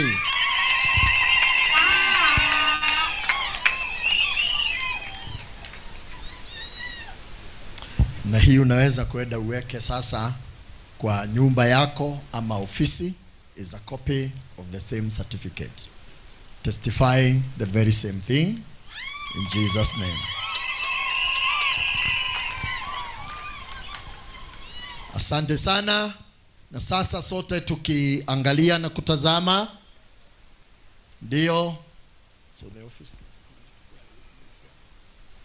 kwa mamlaka niliyopewa na Mungu kuwa kiongozi wa Full Gospel Churches of Kenya na kuwa msemaji wa kanisa hili leo, kwa mamlaka hayo nimemweka wakfu na kumteua new regional overseer wa Central Kenya region, ambaye si mwingine bali ni Askofu George Gathari Mwangi. Nampa mamlaka yote kuendelea katika jina la Baba, Mwana na Roho Mtakatifu. Amina. Shangwe na vigelegele tunapomwambia congratulations, congratulations, congratulations. Tukiendelea na kupiga shangwe, tunamfanyia congratulations hapa juu. Congratulations, congratulations, congratulations, congratulations. Sasa mnaweza kuteremka na kuketi. Nafikiri atakuja kupigwa congratulations na hawa viongozi anaowaongoza. Kwa hivyo askofu, unaweza shuka polepole na kuelekea pande ile. So, neck members, you go down first and then Bishop Gathari will follow in Jesus name. Na hawa wengine tunaweza kuketi. We are just doing our small liturgies. Polepole tunaweza kurudi kwa viti vyetu. Polepole.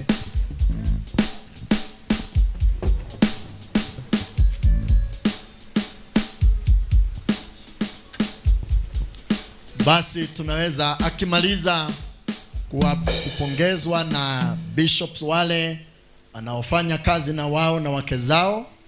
Hiyo jua mnasikia ikiwachoma, mvumilie tu, sababu ni jua ya kusema mumepokea mkubwa mpya. Asanteni kwa kuvumilia hivyo.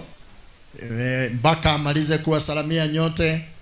Hii ni mambo ya protocol ya kanisa. Namna hiyo yule alitaka kumpiga kifua, namna hiyo mpige kifua katika jina la Yesu, katika jina la Yesu. Ndio namna hivyo. Na akiendelea unamwambia kakitu mzuri. Akipita karibu na wewe unaweza kumwambia unikumbukie ile kama mambo yangu. Sasa umepokea mamlaka, kwa sababu kirauni ikianguka chini si imeanguka, lakini hii imepanda. Sasa unaweza kumwambia udilikana kaudukalia tura wako ile kama mambo inakuwa kwangu, unikumbukie hiyo, unitengenezee katika jina la Yesu. Sasa amekuwa mkubwa. Hata mimi nikifika hapa nitakuwa nikifika kwanza kupitia kwake, unless awe na fujo na kunyeta, na unajua huyu si mtu wa namna ile. Bwana asifiwe sana. Si unaona ni mtu mzuri? Asante. Basi ninaomba ya kwamba muwe na wakati mzuri kama region ya Central Kenya, na wageni wetu wote mliotoka mbali na karibu, wageni wa serikali, viongozi wetu wa kisiasa, muende na salamu. Amani ya Mungu iwe nanyi. Tunawapenda na Mungu kabisa atazidi kuwahudumia na kuwatenda vema. Mungu awabariki katika jina la Yesu. Thank you very much. Tumpongeze Mungu kwa sababu ya kazi nzuri ambaye askofu wetu amefanya. Thank you so much to God for that colorful ceremony. I want to call upon the deos and the neck members to be seated. I want to invite now the new regional bishop for Central Kenya to come and tell us whether he has accepted, and to give us his acceptance and maiden speech for the first time. Thank you. Welcome, Bishop George Gathari.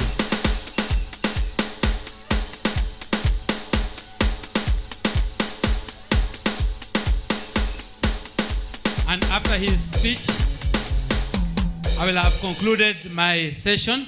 he will hand over to the master of ceremony who will guide us to the next level. I want to speak a blessing to all of us in the name of the Lord. May the Lord bless you all in Jesus' name. Thank you and welcome.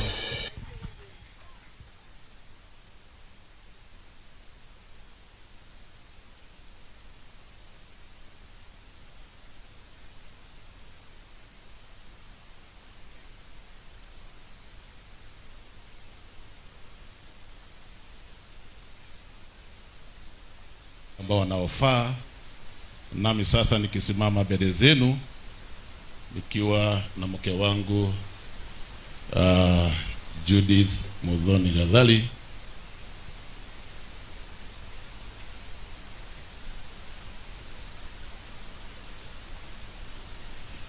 namshukuru Mungu kwa sababu ninapowaangalia, ingawaje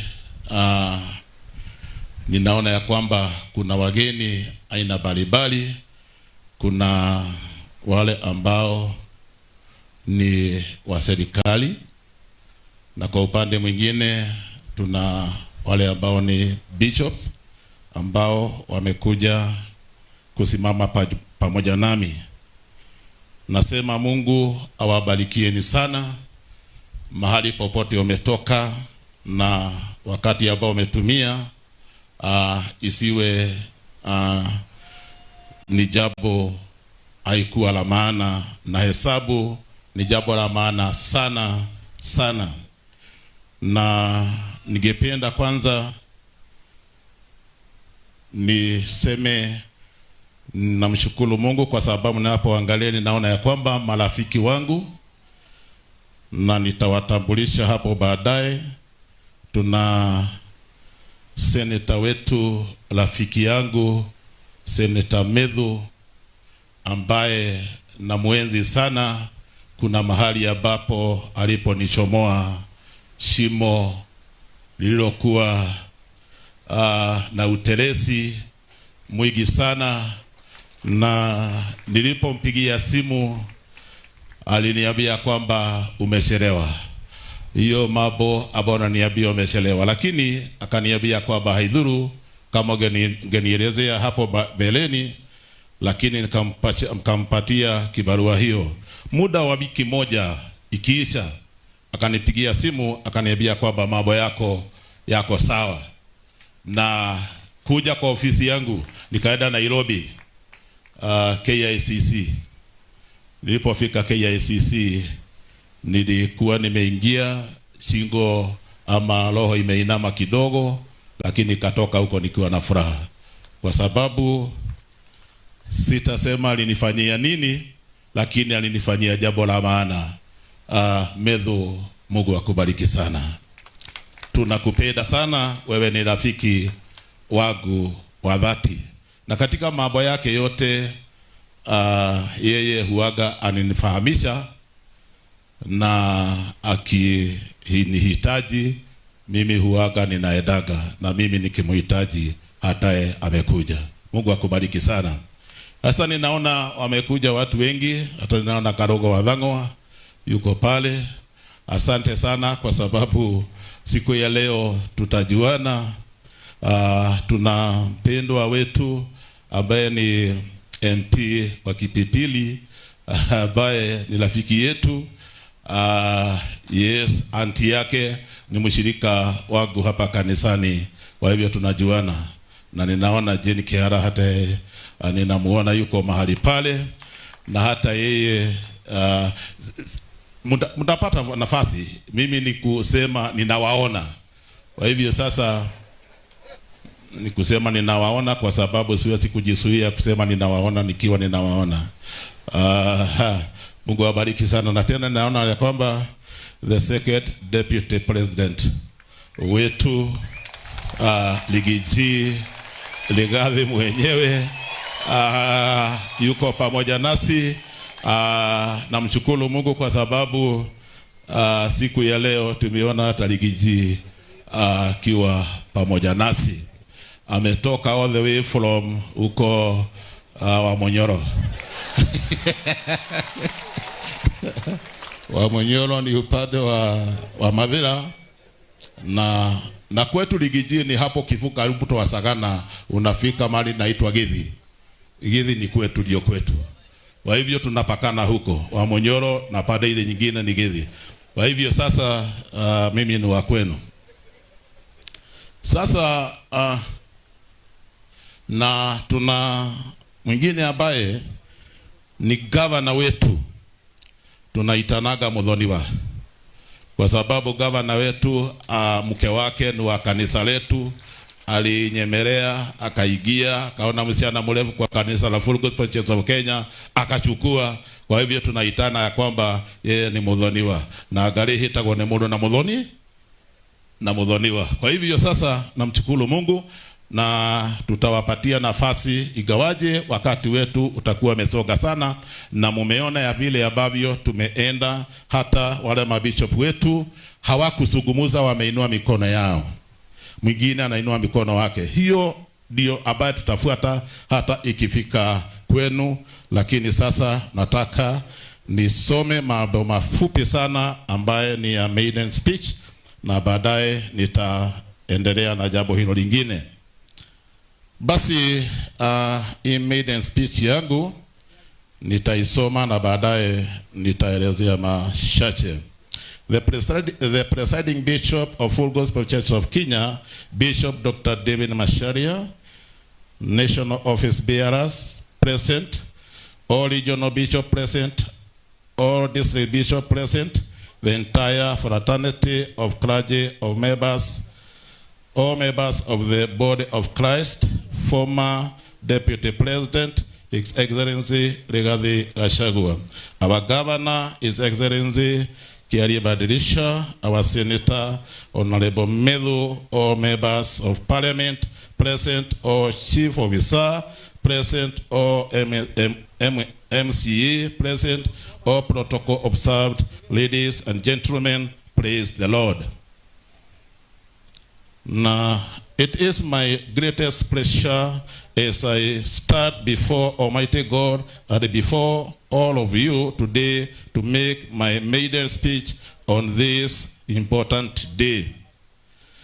My ministry journey has never been an easy one, but God's grace has always been sufficient. I truly thank God for His over-present grace and help.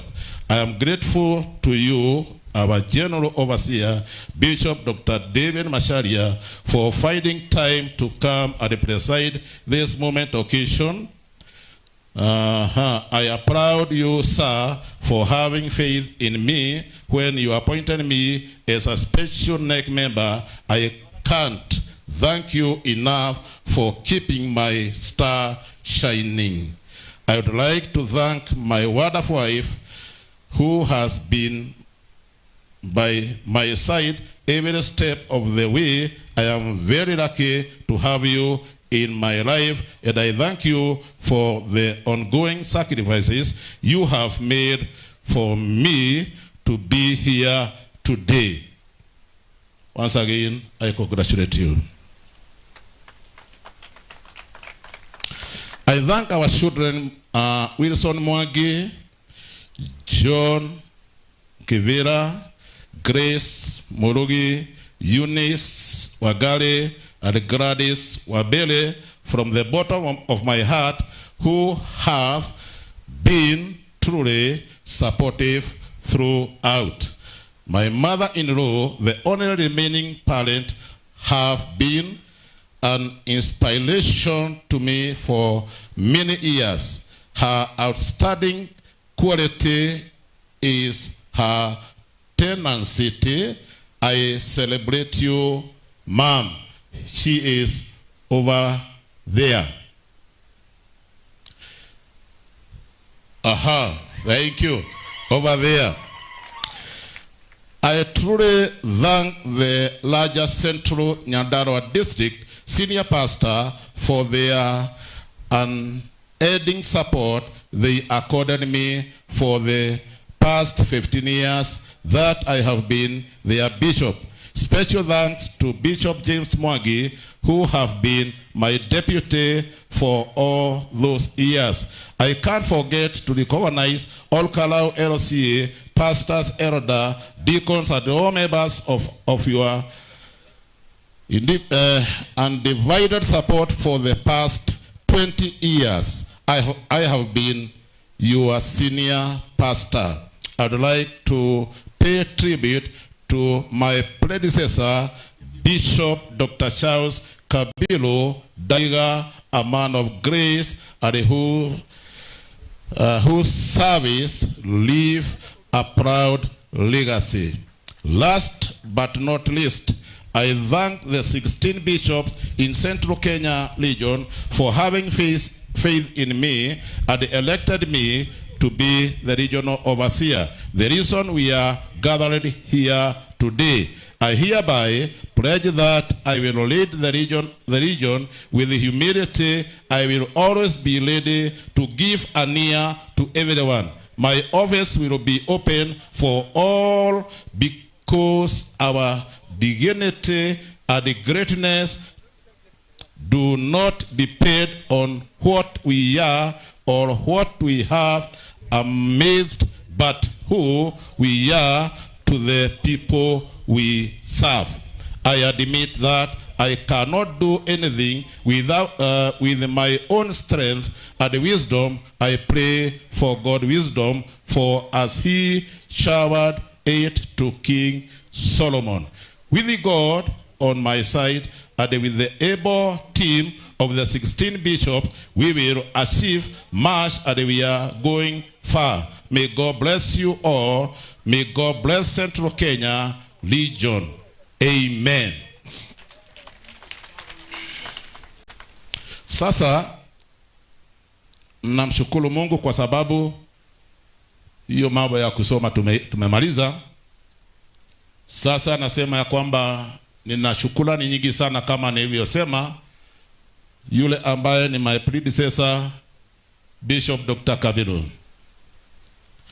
Na kuenzi sana. Umekuwa wa haja sana katika maisha yangu.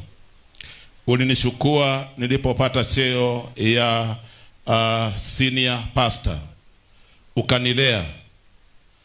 Haukunikemea. Si kwamba nilikuwa nafanya mazuri kila wakati, lakini hujawahi kunikemea.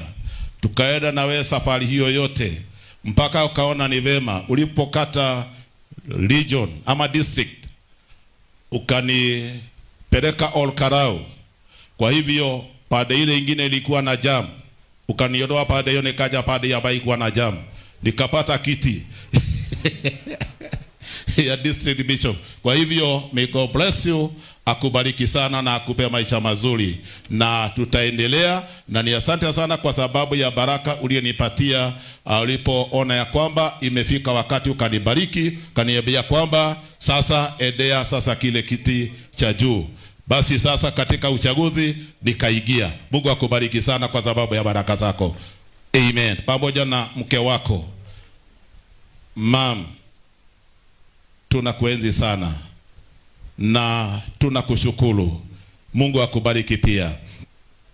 Na vile ambavyo nimesema, mwingine our general overseer alinipatia appointment moja ambayo ilikuwa ya ajabu sana, na ya kuwa NEC special NEC member, na hiyo naye ikanifanya nyota yangu ingae sana. Na kwa sababu hiyo pamoja na mama na kushukuru sana kwa sababu vile ulivyoniona na mahali ulionitafuta ni wewe unajua, ulinitoa mahali ukanipadisha ukaniketisha mahali. Hata wewe Mungu akubariki sana. Amen. Tunakupenda sana. Kwa hivyo sasa, na wale wengine wote ambaye nimetaja katika hii speech yangu, wote nasema ya kwamba Mungu awabariki sana. Pasipo nyinyi singeweza kufika mahali nimefika. Pamoja hata kanisa langu la Full Gospel Church of Kenya Karau LCA wamenifanya niwe vile nilivyo. Miaka 20 tumekaa pamoja na wao, na ni kitu kigumu sana kukaa na watu miaka 20. Unawahubiria kila siku, unawaambia simameni, ketini, na wajawahi kukinai. hata siku ya leo, na nitaendelea hivyo. Kwa hivyo nawaenzi sana washirika wangu wa hapa Olkarau Local Church Assembly. I salute you in the name of Jesus. Na hata katika district mahali ambapo tumekaa, nimetaja yule ambaye nilikuwa deputy district overseer wangu, na tulikuwa na mwingine ambaye anaitwa Gachuhi yule, na pamoja na mke wako. Ninawapenda sana kwa sababu mumenisaidia, na hata ndipo ambapo tulipokata hii kitu ukapata pade moja na hiyo mwingine pade nyingine. Kwa hivyo tutaendelea kuheshimia, na Mungu awabariki sana. Sasa bila kupoteza wakati, niseme ya kwamba Senator Medhu najua sana nimemwagiwa mafuta Senator. Tutaendelea kuheshimiana, na ninataka kutambua na utatambulisha hapa. Ninaona ya kwamba kuna watu wengi sana, na ile style uligia mapema, umeona style yenyewe sisi tumekuwa tukiendelea. Hata masenior pastor, hata mabishop wanainua mkono, wana wave, na hiyo tunaenda. Unakumbuka vile tulifanya huko Kiviviri? Unakumbuka. Ningependa utufanyie sasa hiyo ya Kiviviri. Una recognize wale ambao wako chini yako wote, na hao wengine ambao wako utakuwa na wakati walio chini, lakini the second deputy president atafanyiwa na governor, kwa sababu gutiri muci utari mwene. Nyandarua county ni ya governor. Teo badi. Kwa hivyo kama mzee wa mti atakaribisha yule ambaye ni deputy, second deputy president atakaribishwa na governor.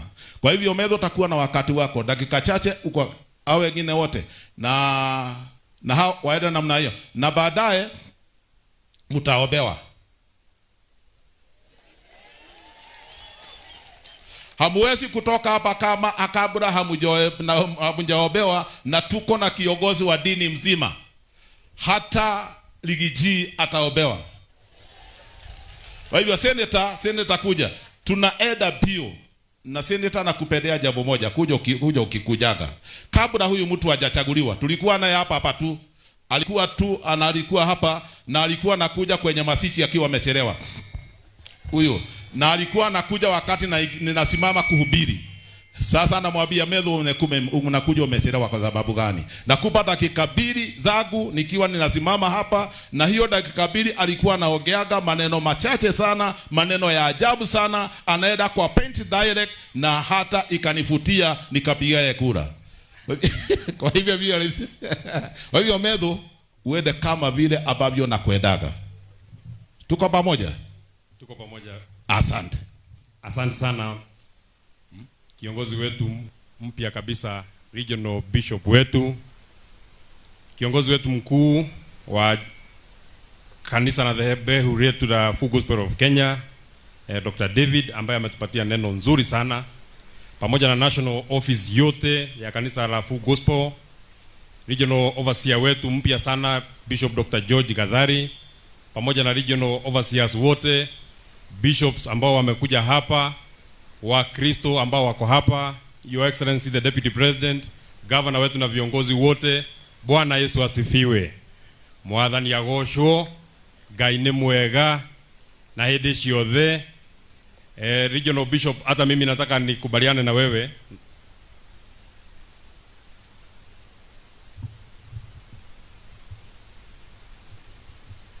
Asante sana. Nataka nikubaliane na Regional Bishop kuwa nitataka nikuwe mtiifu sana. Kama nilikuwa mtiifu wakati ulikuwa district overseer, sasa wakati mafuta yako ni mpya sana, nataka nikuwe mtiifu zaidi, ili maneno yote yende sawa sawa. Asante sana general overseer wetu kwa kutupatia neno nzuri sana, na iko maneno mingi umesema na yote nimesikia. Iko mbili, kwanza nimeshika sana kwa roho. Hiyo yenye umesema Mungu ananijua na jina yangu. Unajua iko watu wengine wa Nyandarua anataka tu kuniita Getungati.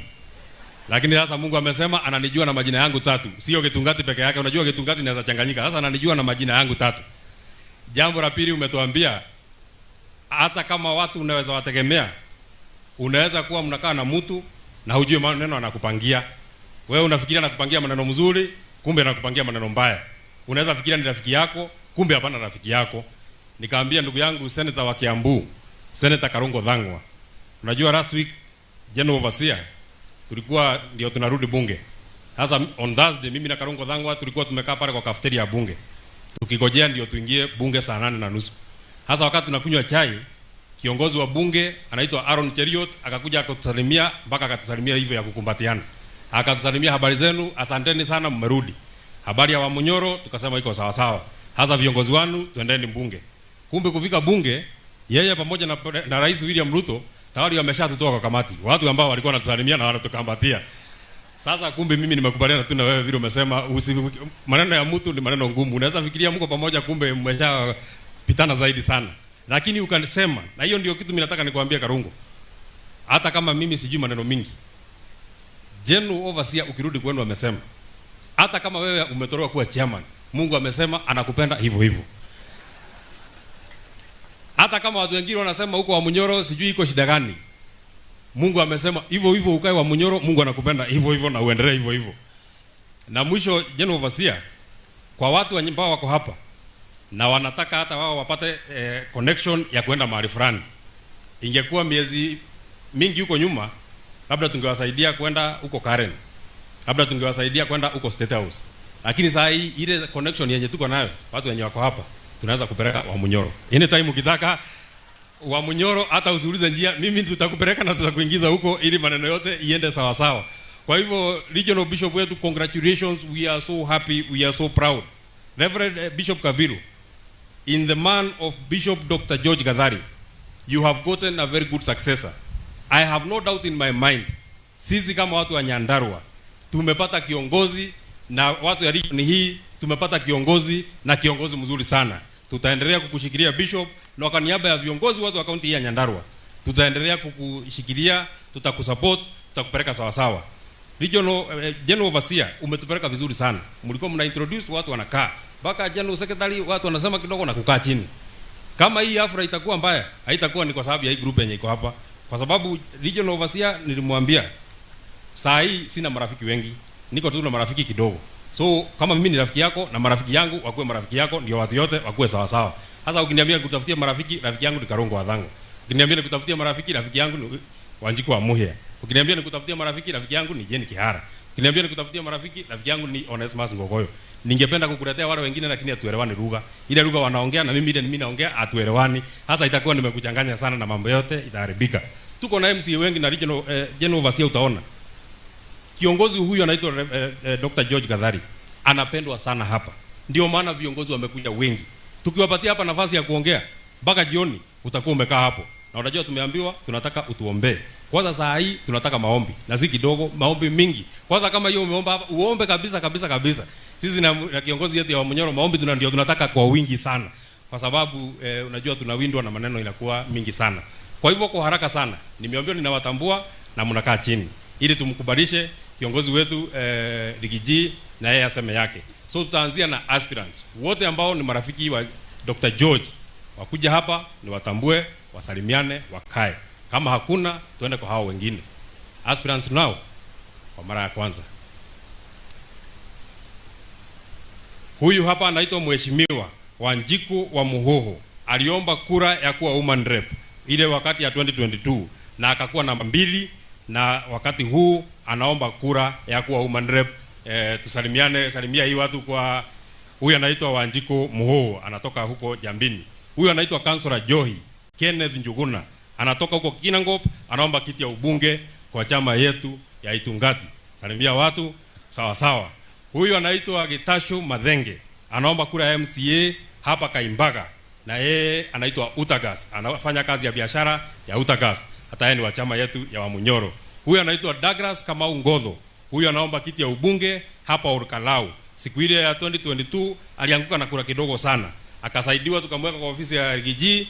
Hasa wakati ameingia kwa ofisi ya Rigiji, huko wakati Rigiji alitolewa na kitoweo ya huyu kijana ikakuwa imeharibikia hapo ndani. So lakini ajikaza, Mungu atamsaidia, anaomba kiti ya ubunge. Huyu anaitwa Jimmy Carter, ni wa hapa Rurie. Anaomba kiti ya MCA na alikuweko 2022. Asante sana.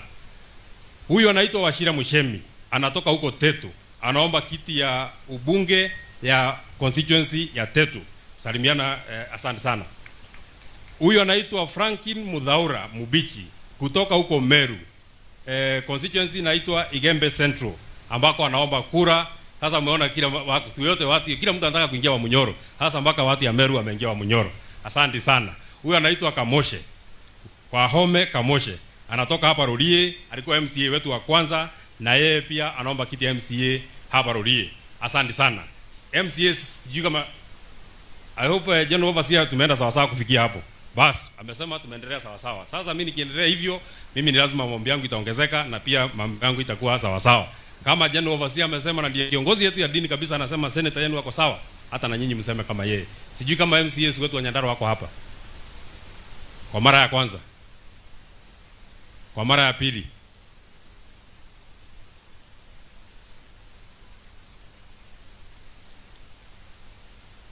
Ukinikubalisha tu General Overseer, nitamkubalisha tu MCA wa hapa aseme tu just one and amalize, lakini hao wengine kwa sababu mimi nawajua nitaintroduce wao very quickly. Huyu anaitwa Ruben Getau Jamba, ni MCA wa ward inaitwa Shamata. Anaomba kiti ya ubunge huko Ndaragwa, mpigeni makofi. Huyu ni kijana mdogo sana, mwaka 28. Anaitwa Kuria Dhuo, Bugata ya Wajiku, kutoka ward inaitwa Dhanji. Anaomba kiti ya mbunge wa Orjoro Rock. Huyu anaitwa Steve Mureithi. Yeye anatoka hapo Orkalau, nominated MCA na ni wa chama yetu. Huyu anaitwa Wakili Sasha Wamai, ni MCA kutoka huko Ndaragwa, anaomba kiti ya woman rep na yeye ni nominated. Asante sana.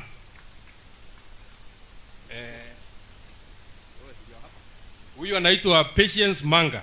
Huyu ni MCA kutoka huko Gadhara na anaitwa Idhaga ya Gadhara, anaomba kiti ya MCA huko lakini ni MCA kwa sasa. Huyu anaitwa Isaac Mbae.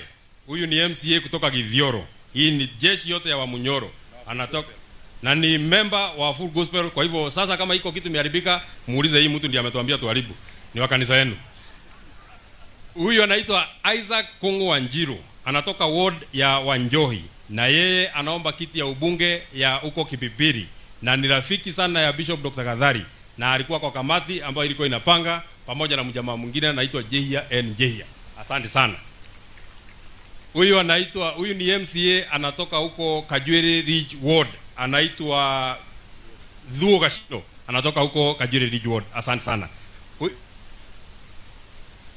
Huyu ni kiongozi mkubwa sana unajua ana sema microphone wakati mtu mkubwa ana ameko ni asante sana.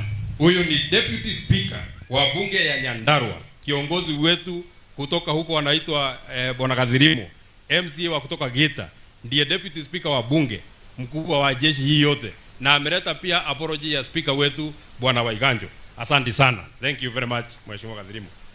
Huyu anaitwa Dhenji Kiriga, hapa ward ambayo tunaligania hapa. Ligania ni kusema namna gani ndio niweze hata mimi kusema Kiswahili sawa sawa.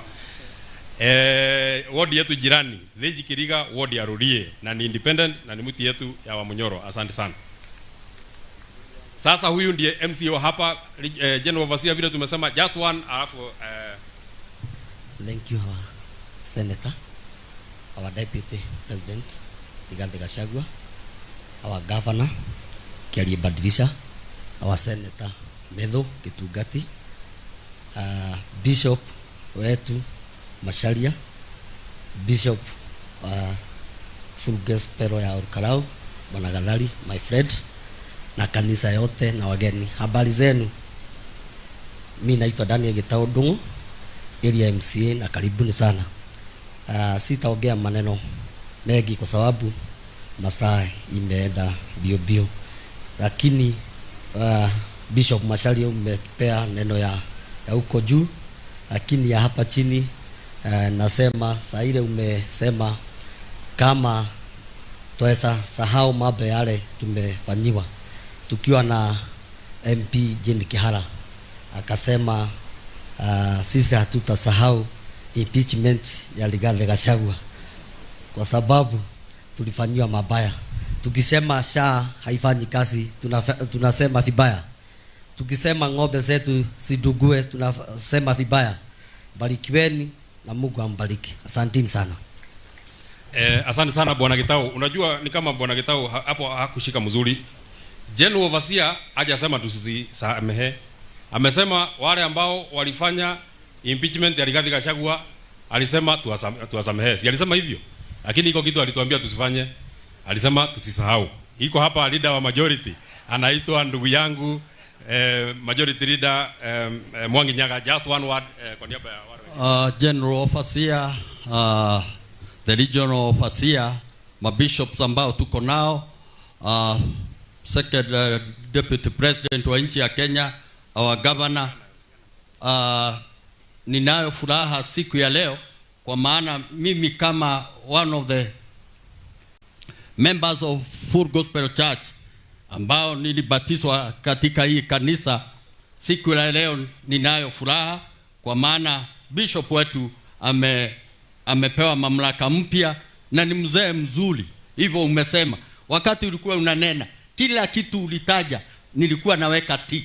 Tunampenda sana, tunamuombea Mungu azidi kumbariki na kumpatia mpaka afya ili aongoze hii kanisa ambao wengine wetu tumezaliwa, tumelelewa na tumeokoka katika hii tukiwa katika hii kanisa. Asanteni sana, Mungu awabariki. Tutikwaria muno, hii kanisa ina protocol, sitaki kuachwa kama ninapigwa nikifanya siasa mingi. Asante.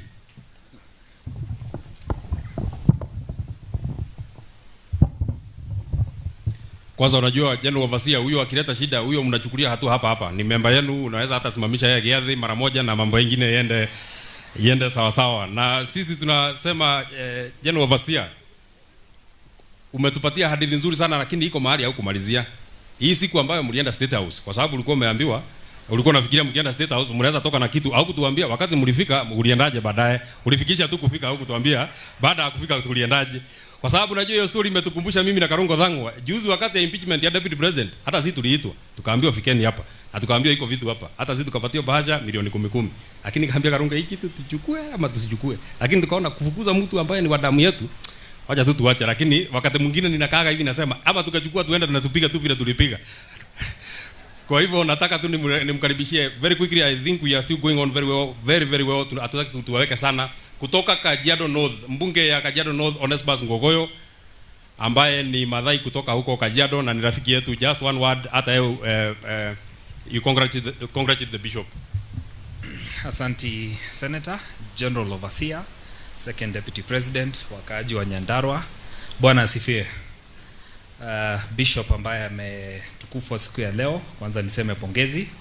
Mimi naitwa Ngogoyo, mbunge kutoka constituency ya Kajiado North, na nimekuja tu kuandamana na aliyekuwa naibu wa rais kukuambia pongezi na tukuheshimishe kwa hii sherehe yako.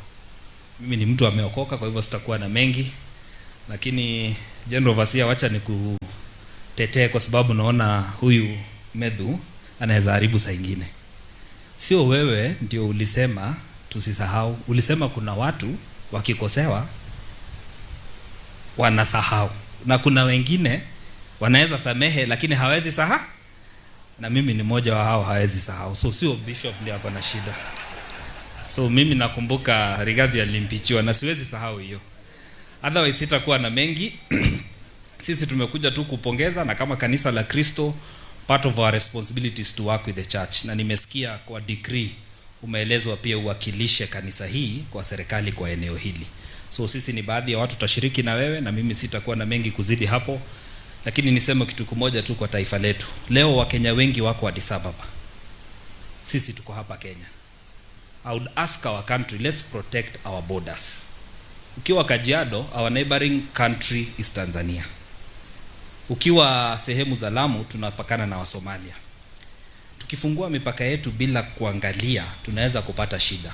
Wale tunatoka sehemu ya Kajiado, whenever watoto wanachukua ID ama passport, wanafanyiwa vetting. Wanafanyiwa vetting kwa nini? Kuna Watanzania wanaishi Kenya na wamekaa kwa muda mrefu. Ukiwapatia passport ama ID, utakuwa umevunja itikadi ya sheria za nchi tofauti. It is always good to protect our country at any one point. Whatever the circumstance, protect the country. Today we are leaders, tomorrow we might not be leaders.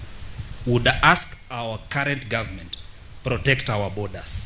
Vetting in Kajiado has brought Rwandas, has brought Tanzanias. Imeleta watu wengi wanaingia kuchukua kwa njia ambayo sio halali. Na ndio kwa maana chief anatumika to be able to identify different people and ask them at any one point, protect this country if you really believe in this country. Kwa haya mengi na machache, mbarikiwe sana. Mwenyezi Mungu awabariki. Asante sana Mheshimiwa Ngogoyo, ukirudi kwenu Kajiado salimiana. Thank you very much for joining us na kusimama na sisi. And I think you should have even put it better kusema sisi kama viongozi, every decision that we make does not have to always ati ni kwa sababu tunataka kura siku ambayo itakuja. 2027 kutakuwa na kura na itaisha. 2032 kutakuwa na kura na itaisha. 2037 kutakuwa na kura na itaisha. Lakini Kenya hii itabaki. Na wakati sisi hatutakuwa, watoto wetu watakuwa hapa. Na watoto wetu wakitoka hapa, watoto wengine watakuja hapa. So we must leave this country better than we found it. We cannot always make decisions kwa sababu tunataka kura ya 2027.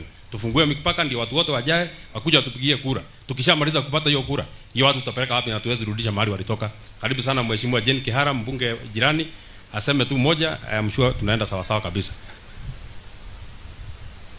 Just two people na tumeshamaliza na mambo yote iko sawa sawa.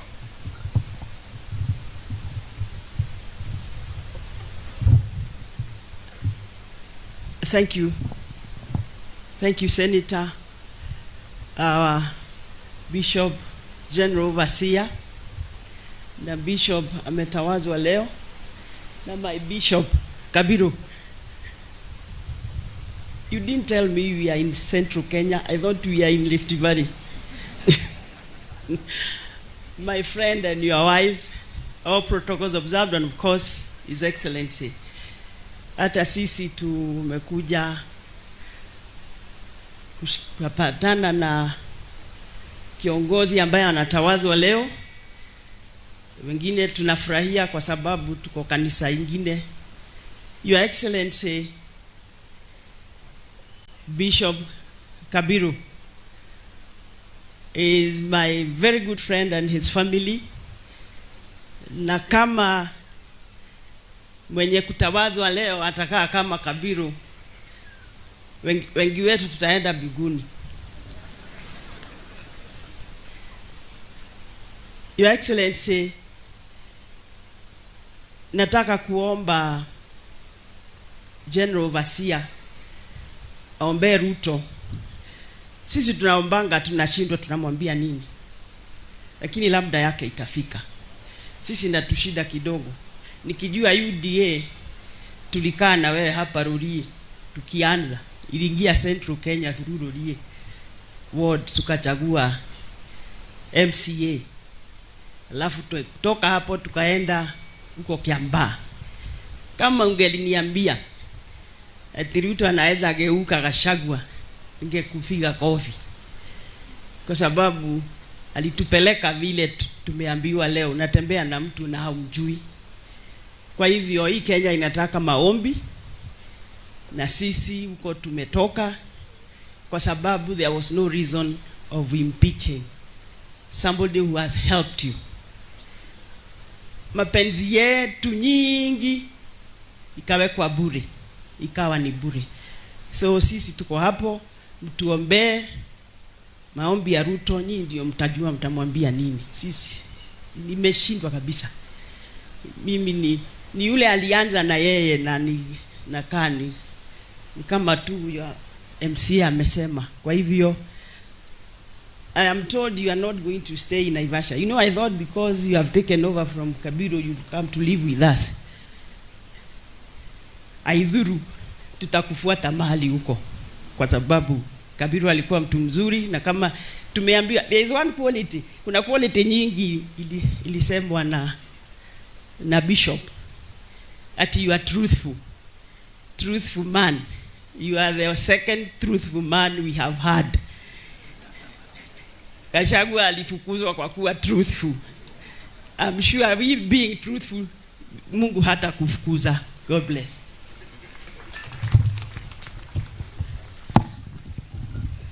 Asante sana Mama Jane Kihara na viongozi vile umeombwa, mtaendelea tu kuombea huyo kiongozi vile imeombwa na itakuwa mambo itakuwa sawa sawa. Lakini hata Mama Jane Kihara, hata nawe nataka nikuumililie, siji kuumililia nitasemaje. Nikutie moyo, usijali. Hakuna shida yoyote. General Overseer ametuambia Mungu anajua kila mtu na jina yake. So hata huyo mwenye anawasumbua Mungu anamjua na jina yake. Anajua majina yake 3, William Samoei Ruto. So hakuna mtu mwenye Mungu, hata Mungu anamjua. Na General Overseer umefanya kitu mzuri sana kuja na National Office leo. Unajua siku nyingi sisi tumezoea kuona Bishop Kabiru tunaweka mikono nyuma. Bishop Simon Murithi tunaweka mikono nyuma. Bishop Dr. Peter Kongo Mbugua tunaweka mikono nyuma. Leo tumeona watu wakubwa hata wao wamekaa nyuma huko. Sasa nataka kwa heshima kubwa sana niwakaribie Senator wa Kiambu Karugo wa Thang'wa.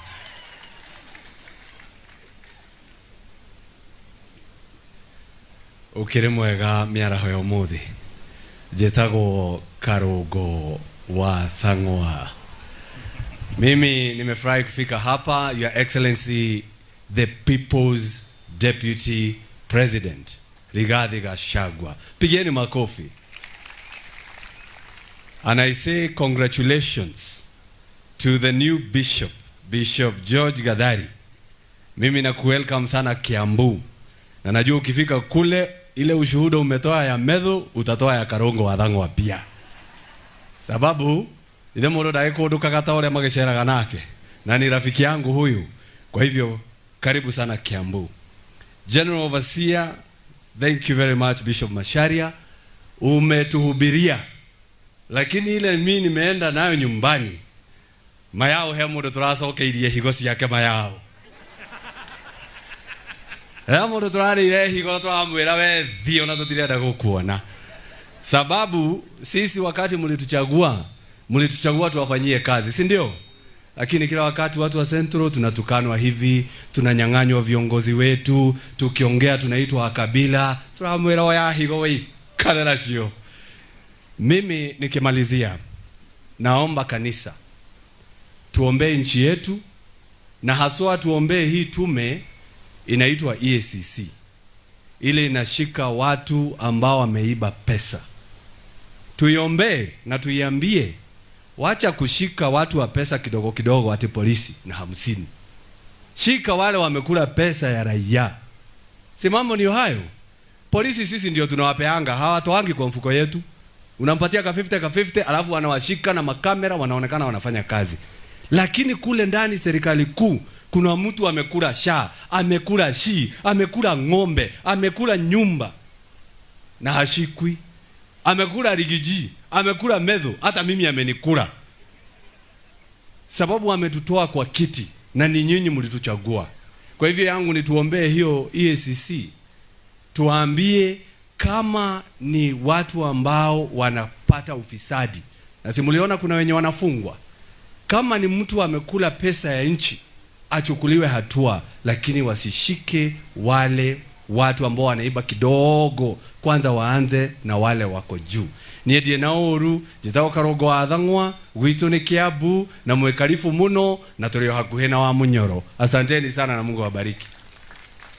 Asante sana. Wa mwisho Regional Bishop kama vile ambayo imesemwa atakuwa ni wa hapa nyumbani na ni member wa kanisa lenu, kanisa la Full Gospel, Mheshimiwa Wanjiku wa Muhia. Karibu sana mbunge wa Kipipiri.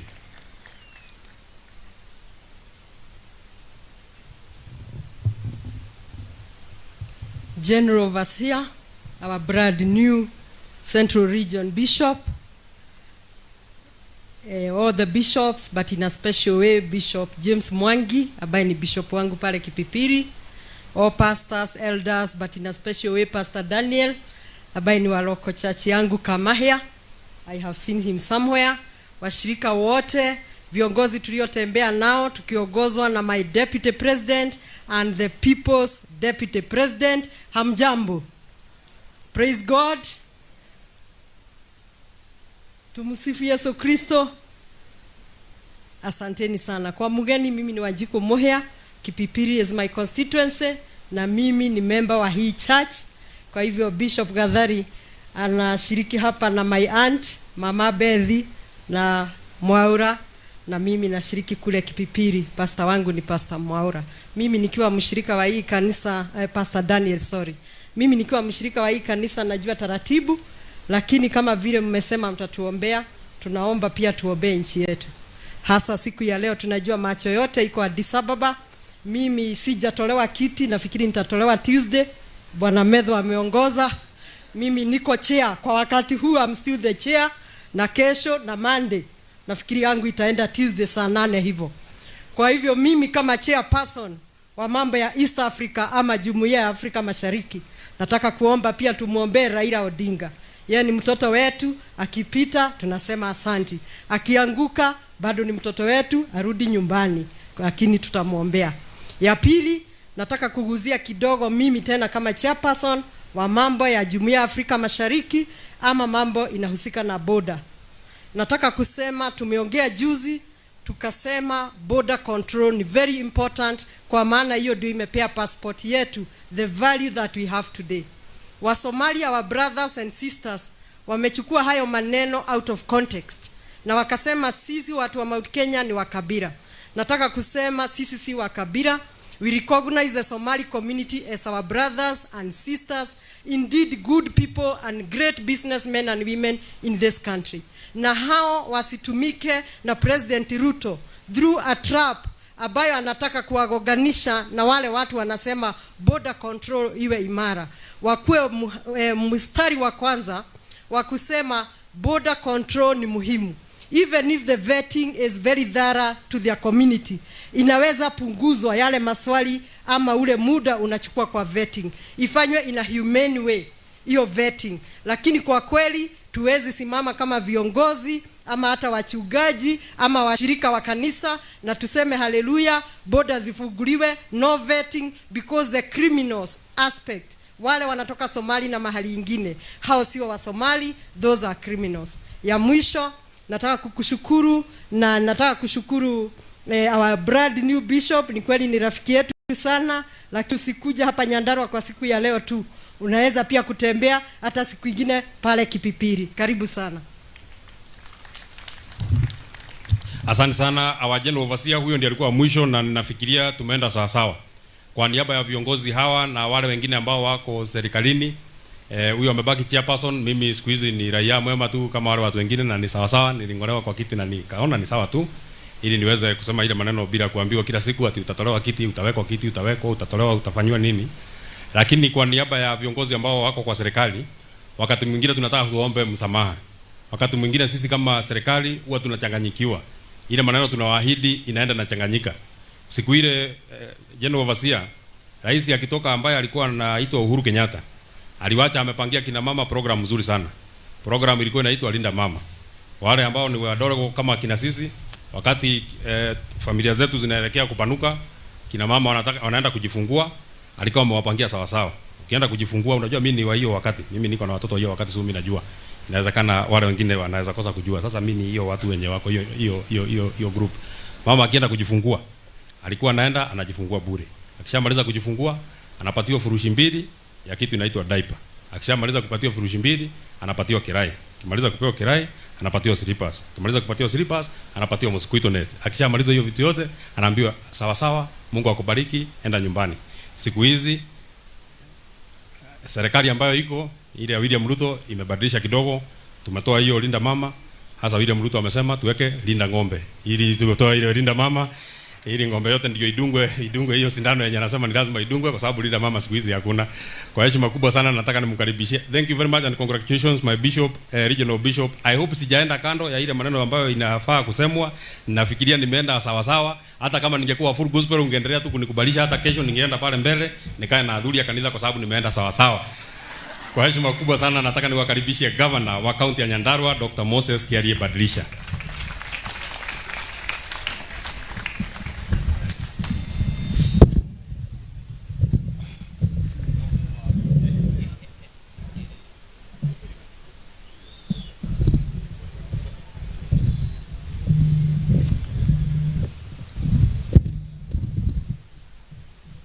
Asante sana Senator Medhu, our General Overseer Bishop Macharia, pamoja na mgeni wetu wa heshima wa siku ya leo, our Regional Overseer, Your Excellency the Second Deputy President of the Republic of Kenya, na wale bishop wengine wote ambao mmekuja kusindikiza mwenzetu na kuwitness kazi mzuri ambao amefanya.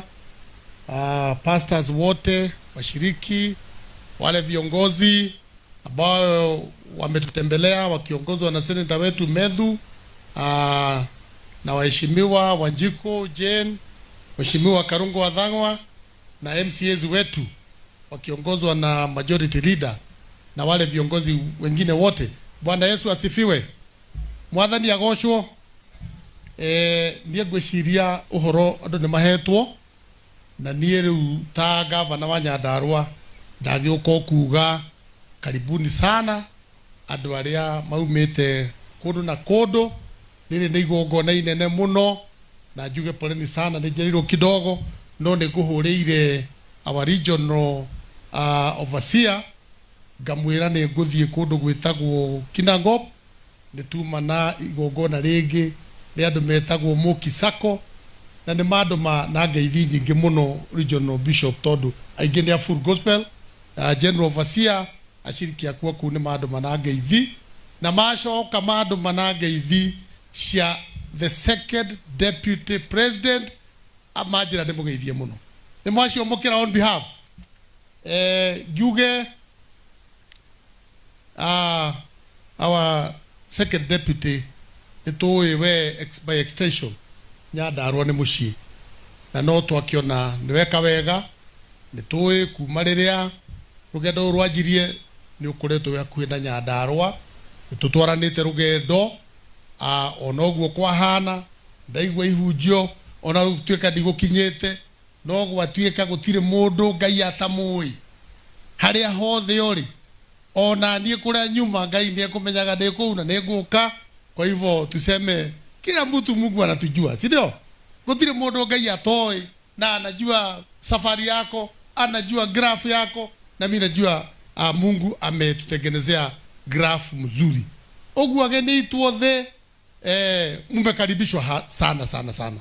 Na Bishop Gathari, we ni ui full gospel ni ndutaga wira ni athoni akwa. Tondu kiheo kiria kiega muno mundurume agikorwo nakio ni mutumia, na nie guku ni kuo ndakirutire mutumia, na no nyende kwira andu ameha mundu utahikanitie tafadhali before you think of the other place. Tondu nie muona haha ngitwo gavana ni gukifereganyo ni mundu ucio wa kuma guku ngahoerwo ngekirwo maundu maria mangi mothe, na ni washukuru, na nikio njugire I must be here, na guku ndikoragwo kuo rucini thaa thita hwaini mwanjita tondu tukiri ndugu, na tondu wa mathandi kwenda kwaria muno, no ni ngwenda kuga o kaundu kanini njuge tukoretwo na thina guku Nyandarua, na thina uria tukoretwo naguo muno ni ati taru we wi haha ndiamenya akowe na ng'ombe ndiuka ndo gutigite mundu rarora muci, tondu andu ni marire ng'ombe citu muno, na mageretie kuhoerwo nginya ni ahunjia na matiraigua. Kwa hivyo sasa wakati imefika, lazima sasa tuchukue hatua, na nitukio turahetukirie watho ira guku Nyandarua ati gutire mundu gucoka gutransport nyama utuko, tondu nyama icio ira transport utuko tutiramenya kana ni harari kari cia kuiyo. Turaigua nitu oguo tafadhali na mututeithanie, tondu andu aya ni makihoirwo muno na matiraigua ri, ona Jesu akora andu mataramuigua ni moyo rekire ire rucamio agicamura mundu nginya makiigua ona Jesu no acamure mundu rucamio. Kwa hivyo sisi pia tuko tayari sasa kuungana na serikali na kuhakikisha tumetetea investment yetu ya wanyama wetu, watu wasiende kukula nyama zetu hivyo hivyo, na genao matiendaga tugia na maendeleo. Taru muthenya wa urakora andu ni gukoma makomete, aria merori ni gukoma makomete, ni gwetha utuko mokire manjie gusafirisha mahiga na muthanga na maramu ndio matikare igoti. Kwa hivyo hata hiyo maramu na mchanga na kila kitu sasa itakuwa inabebwa kutoka 6 mpaka 6. Usiku achana naye. Nga tugitoka ndio nayo gitu igoti tukihota gwikira dawa thibitari na kwa kafarafara. Kwa hivyo nimemalizia hapo, niseme wale ambao mmekuja asante, tunashukuru. Thank you mno niko kukurugama na mudhoniwa wakwa na tutaendelea kuwa pamoja. Bishop wetu, askofu wetu, sasa mkienda mwende salama. Umothe ndeitiririo maguta na ovasia na ugire tarai bishop we akamuoneka ni acenjia. Ni nyonire he kaundu kajiriria guka na niwega kwiririria guthie nake na bishop, sisi kama watu yako hapa tutapangana tu. Unajua leo umepata mafuta ya kanisa, tunaweza panga hata nyumbani hapo tukuje tena tuhakikishe kweli kabisa vile mafuta umemwagiwa na vile unaendelea, ili tukupeleke pole pole mpaka uingie ile ofisi ambaye umepelekwa, na tuhakikishe umekalia hiyo kiti sawa sawa, ili ukiwa huko unatuombea na unaendelea kukumbuka mahali umetoka. Mungu awabariki na awaongoze. Na sasa nichukue nafasi hii demukaribishere murata wito mwetiari mugeni wito otwendete otuko na muthenya na niturona njata nironania mutirona njata na hiyo nyota, najua tutaenda vizuri. Kwa hivyo tuanze kwa kumkaribisha moja. Karibu mgeni wetu, the second deputy, usiongee na watu wa Nyandarua. Asante.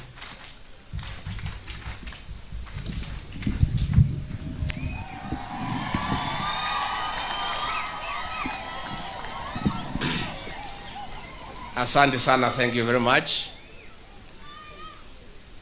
Presiding Bishop, who is the General Overseer, Dr. Macharia, our new Bishop for the region here Central, George Gadari and your wife, our bishops who are present, and the clergy, Governor wetu, Senator, members of Parliament, members of County Assembly, watu wetu wa Nyandarua na wale wote wamefika, hamjambo. Gaine mwega na hede ciothe Ngai iciarera mwathani agocwo. Andu aitu muri okuo no mwiyumireirie. Happy New Year. No mwiyumitie. Ona ciathira kara, ona maisha mari tuha, ona ni ndiyumitie wakahedi wakairitu. General Overseer, we want to thank you for giving us an opportunity to attend this consecration ceremony for Bishop Gadari.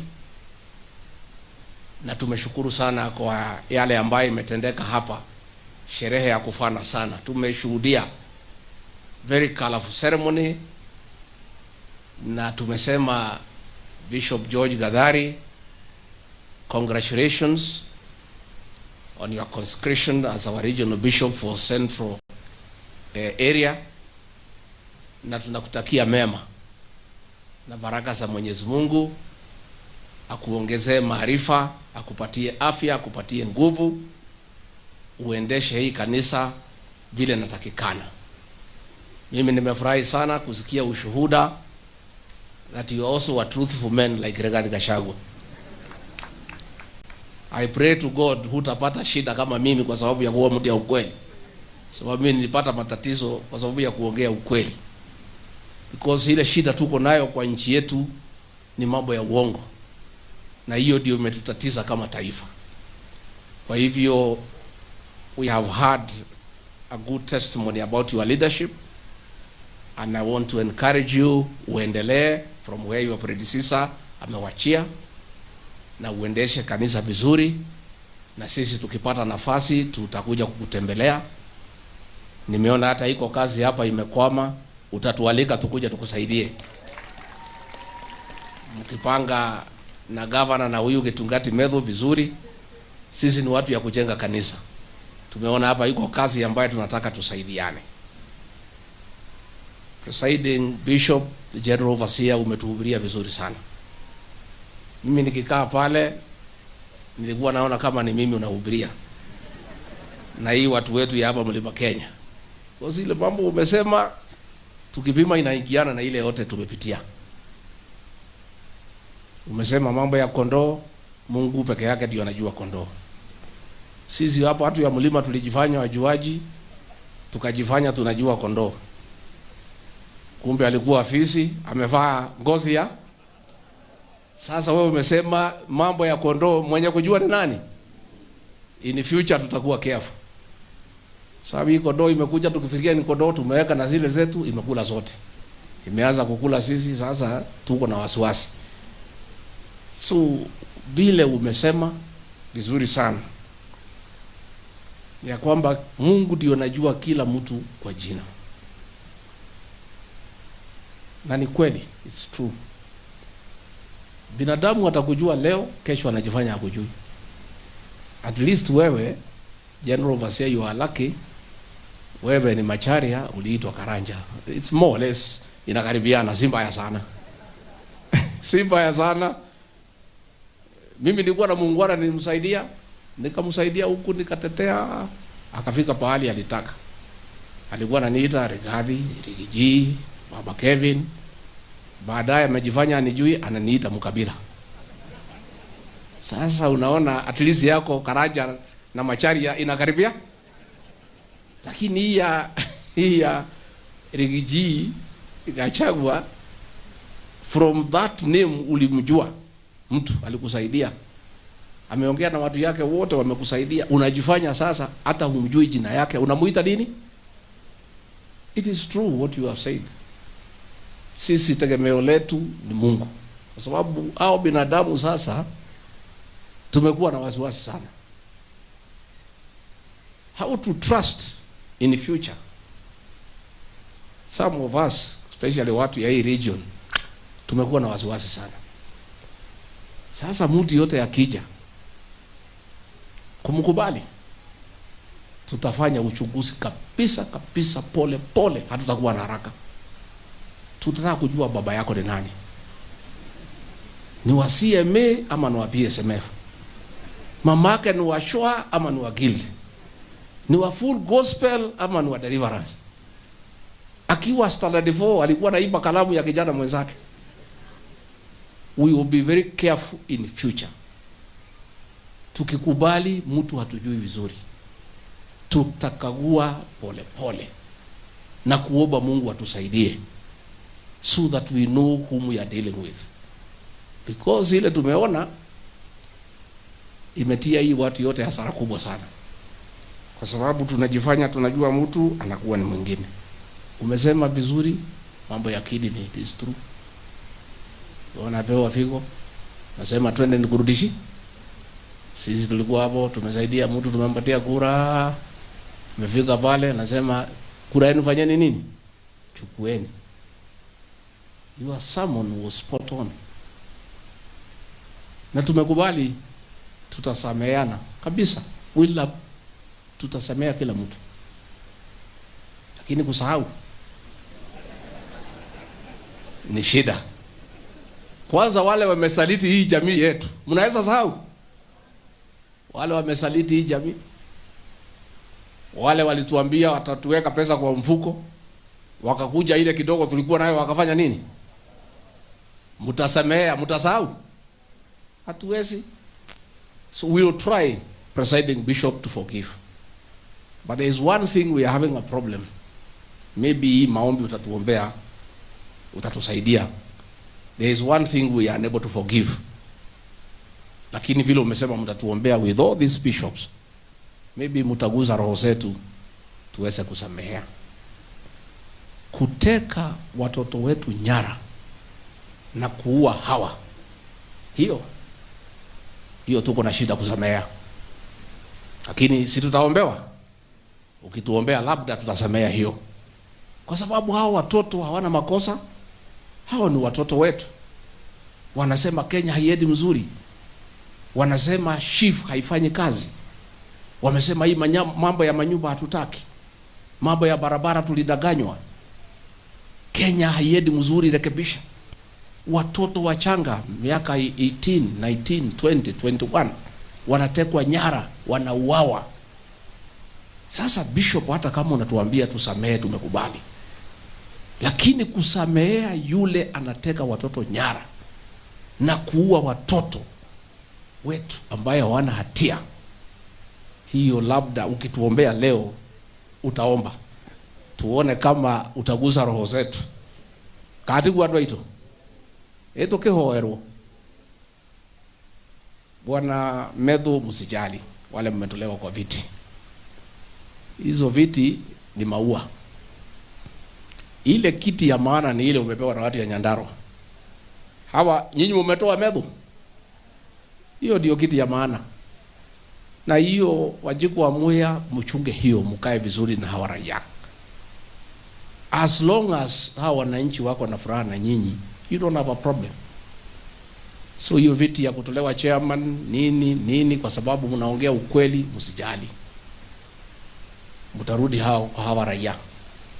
Hawa ndio wenye kupeana viti, Mwenyezi Mungu kama amekubali. Na sisi tutaendelea kuombea nyinyi, mkuwe watu truthful na mkuwe watu ambaye hamuna uoga. Kwa hivyo sasa, Medho na Wanjiku, kwa sababu mmetolewa kwa viti, ile kazi nataka kuambia nyinyi mfanye ni hii: kutetea watu wenu sasa bila kuogopa. Mkipata rais, mumkumbushe barabara za Okalau Township aliahidi bado akuja tumalizie. Barabara ya Boyman mpaka kwa Kiongo haijaanza, alisema baada ya miezi 6. Barabara kutoka Geta mpaka Dunyonjeru akuja amalize. Barabara ya Shamata mpaka Kariamu. Barabara demu ya Pesi na Kinja ikuja ifanywe. Mambo ya hapa Ijinia, barabara ziko hapo za Maumau. Mambo ya Kirema Water Project hakuna pesa imeletwa. Mambo ya Shamata, Wajohi na Mairoinya Market bado. Olkalau Stadium alisema within 6 months bado. Mambo ya sewage ya Olkalau bado. Hiyo sasa wewe Gitugari ndio kazi yako. Kutoka asubuhi mpaka jio wa Muhea. Hiyo ndio wera wanyu. Kwa sababu watu ya Nyandarua wanalipa kodi. Na because wanalipa kodi, lazima wafanywe nini? Kazi. Na hakuna mtu tutabuabudu kwa sababu si Mungu ndio kazi ifanyike. Kazi itafanyika kwa sababu tunalipa kodi. Sasa nyinyi kama mkiwa viongozi, mtetee barabara hizo. Mtetee hiyo mambo ya maji, mambo ya stima. Hiyo ndio kazi yenu. Mshahara mtalipwa na hao watu ya Nyandarua. And that is all that you should do. Gere kiato di kwenda koja muno andu a nyumba itu. Ni mwajiguire muthenya wa Sadi. Ni mwajiguire hihi. Ni mwajiguire hihi. Ni ndaririe kadi aririe.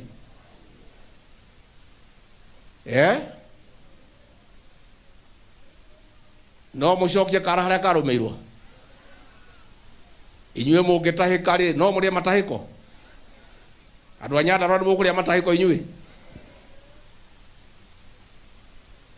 Ndi hau wa Munyoro rungu rwa muti niho ndindaga. Ati kurima ndirarima kana gwithamba, ndirabanga nyumba ino itu uria itagekora ringi irima riria turi. Ndirabanga haria tukugera tunyitanite na Kenya angi nigetha tutuike andu akuheo gitio. Ndirabanga na atongoria muroka kuma Kenya yothe uria nyumba ino itu itakahingicwo ringi ni mundu okite na kirikaniro. Niguo ndirabanga thie na mbere kandi gathi na mbere.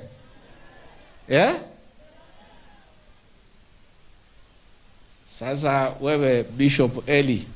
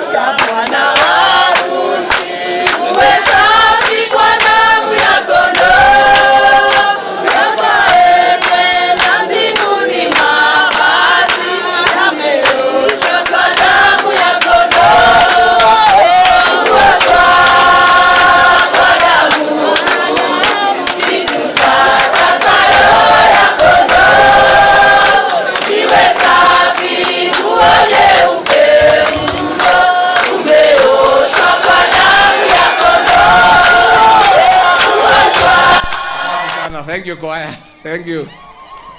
Thank you. Pole, ni stima ilikuwa imepotea. Walikuwa na connect generator. Hakuna mtu anaweza tusimia stima hapa ni kanisani. Beti guo. Nilikuwa nasema huyu Bishop Rob. Nilienda mpaka kanisa yake kwa kijiji huko Tideret. Pali amezaliwa. Na baadaye nikatuma Pastor Dokas ahubiri na kuchangia kanisa. Sasa wewe Bishop, wengine wakisema wanijui, wewe useme unanijua kwa sababu nilikuja mpaka nyumbani. Kati guo. Dario wake mochie. So at least you uko na ushuhuda unanijua. Asante. Nitwale kanado aito. Kahinda ga Kenya mujaririe itungati cia ruriri. Andu matangendia ruriri nda ciao. Andu matangenderio guoya. Ni gwenda mwanake uyu gwitwo metho ni gitungati mumuhoere na mumunyitirire. Ni mugwika uguo? Ni mugwika uguo? Gavana uyu Badirisha ni arageria. Ni arageria. Haya. Atongoria aya ndinao Wanjiko wa Muhia na MCA a Nyandarua. Ni andu abata muno MCA a Nyandarua ni itungati cia ruriri manyitirirwo. Ni mukumahoera. Ni mukumahoera. Ithuĩ twĩna thayũ nĩ tũkenete na thengiũ mũno nĩ mahoya manyu na wendo ũrĩa mwanyonia na ũrĩa mũhoyagĩra na niĩ ndĩna thayũ na ngenete mũno. Reke bange maũndũ ma nyũmba ĩno itũ na nĩ ngũmuonia kũrĩa tũkũgera na gũtirĩ hĩndĩ ĩngĩ tũgekora irima rĩrĩa tũrĩ. Nĩ tũhĩgĩte tũhiana kanyoi mũthenya ũngĩ tũtigathiĩ ũhiki na ngari yene. Bishop ni oririe presiding bishop kana kuri kaundu uri weka ukerira ni ere gathi wa Gachagua mwana wanyu kono kuri handu ndahingicire na ngimuhingica ni guthio hiki na ngari yake twakinya rũĩ tukirwo tumerie riu ni muragire ndurathondekire ngari itu ngari ĩ tayari ni njeru chwa injini iracina muhu maguru ni meru na maundu mothe na ndereba na gathi wa Gachagua riu ro ndinenda tondu iri showroom ndiramenya mundu ucio gatagate ga showroom na stage ahota kuiga mahi twage gukinya na mu stage mwetere koguo riu mweri wa gatano ngari ĩ tayari twarurumia ngari muingire no kurora mukarora ndereba muona ni uria muiri gathi wa Gachagua ukaingira ndugatire kiuria na riu ngari yo ni njega na ni ya nyumba itu na nyumba iria ingi nigetha twibange wega muthenya ungi tutikene kora irima riria turi koguo njuge ni thengio muno andu a Nyandarua Ngai witu amurathime amwike wega. The church, we are very grateful for hosting us and giving us an opportunity to say jambo. The Full Gospel Churches of Kenya, our friends and our partners, will continue working together. And when you need us, please feel free to call us. Na ikoku handu twahitia atungatiria ikone twogomia twathukia kigongona muturekereirio turihia mahitia maitu ni maigita njohi ya mutu muturekere kati gwa andu aitu muturekere atungatiri ithuĩ tũrĩ andũ ahũthũ. Ndĩraugire andũ angĩ marokete kunjĩra we nĩ gathi wa Gachagua na watũhĩtithirie ta rũrĩrĩ ũgĩtũtwara kũrĩa watũtwarire nĩ ũtũhĩtĩirie mũno. Ndĩrauga nĩndetĩkĩra nĩndahĩtirie no niĩ angĩkorwo ndikĩrĩ mũitĩrĩrie maguta-rĩ ndĩ mũndũ wa kawaida-rĩ angĩkorwo mabishopu maitũ na maovacia nĩ mahenirio-rĩ andu aitĩrĩrie maguta-rĩ gathi wa Gachagua no kama tiahenirio nao ona nĩ mekire atĩa tondũ rĩrĩa mũndũ agĩũka na kĩrĩkanĩro-rĩ akiuga mwathani agocwo-rĩ kũrĩ kĩũria kĩngũkĩmũria rĩu niĩ onokorwo nĩhĩtĩtie mũndekere nyũmba ĩno itũ nĩ harĩa ndĩmũikĩtie irima mahĩtia nĩ makwa nĩndetĩkĩra no ndiakĩhenirio ndĩ nyiki ũrĩa no mwahenirio ona thĩnjĩri Ngai no mekire atĩa rĩu gwĩka mahĩtia ti ũru nĩ gwĩka atĩa ũru nĩ gwĩka atĩa thengio muno nyumba itu Ngai witu amurathime amwike wega murori magukumia amwararamirie mihaka amugitire kuma kwi ndwari mici yanyu yuraga irathimo hiana mbura njega asanteni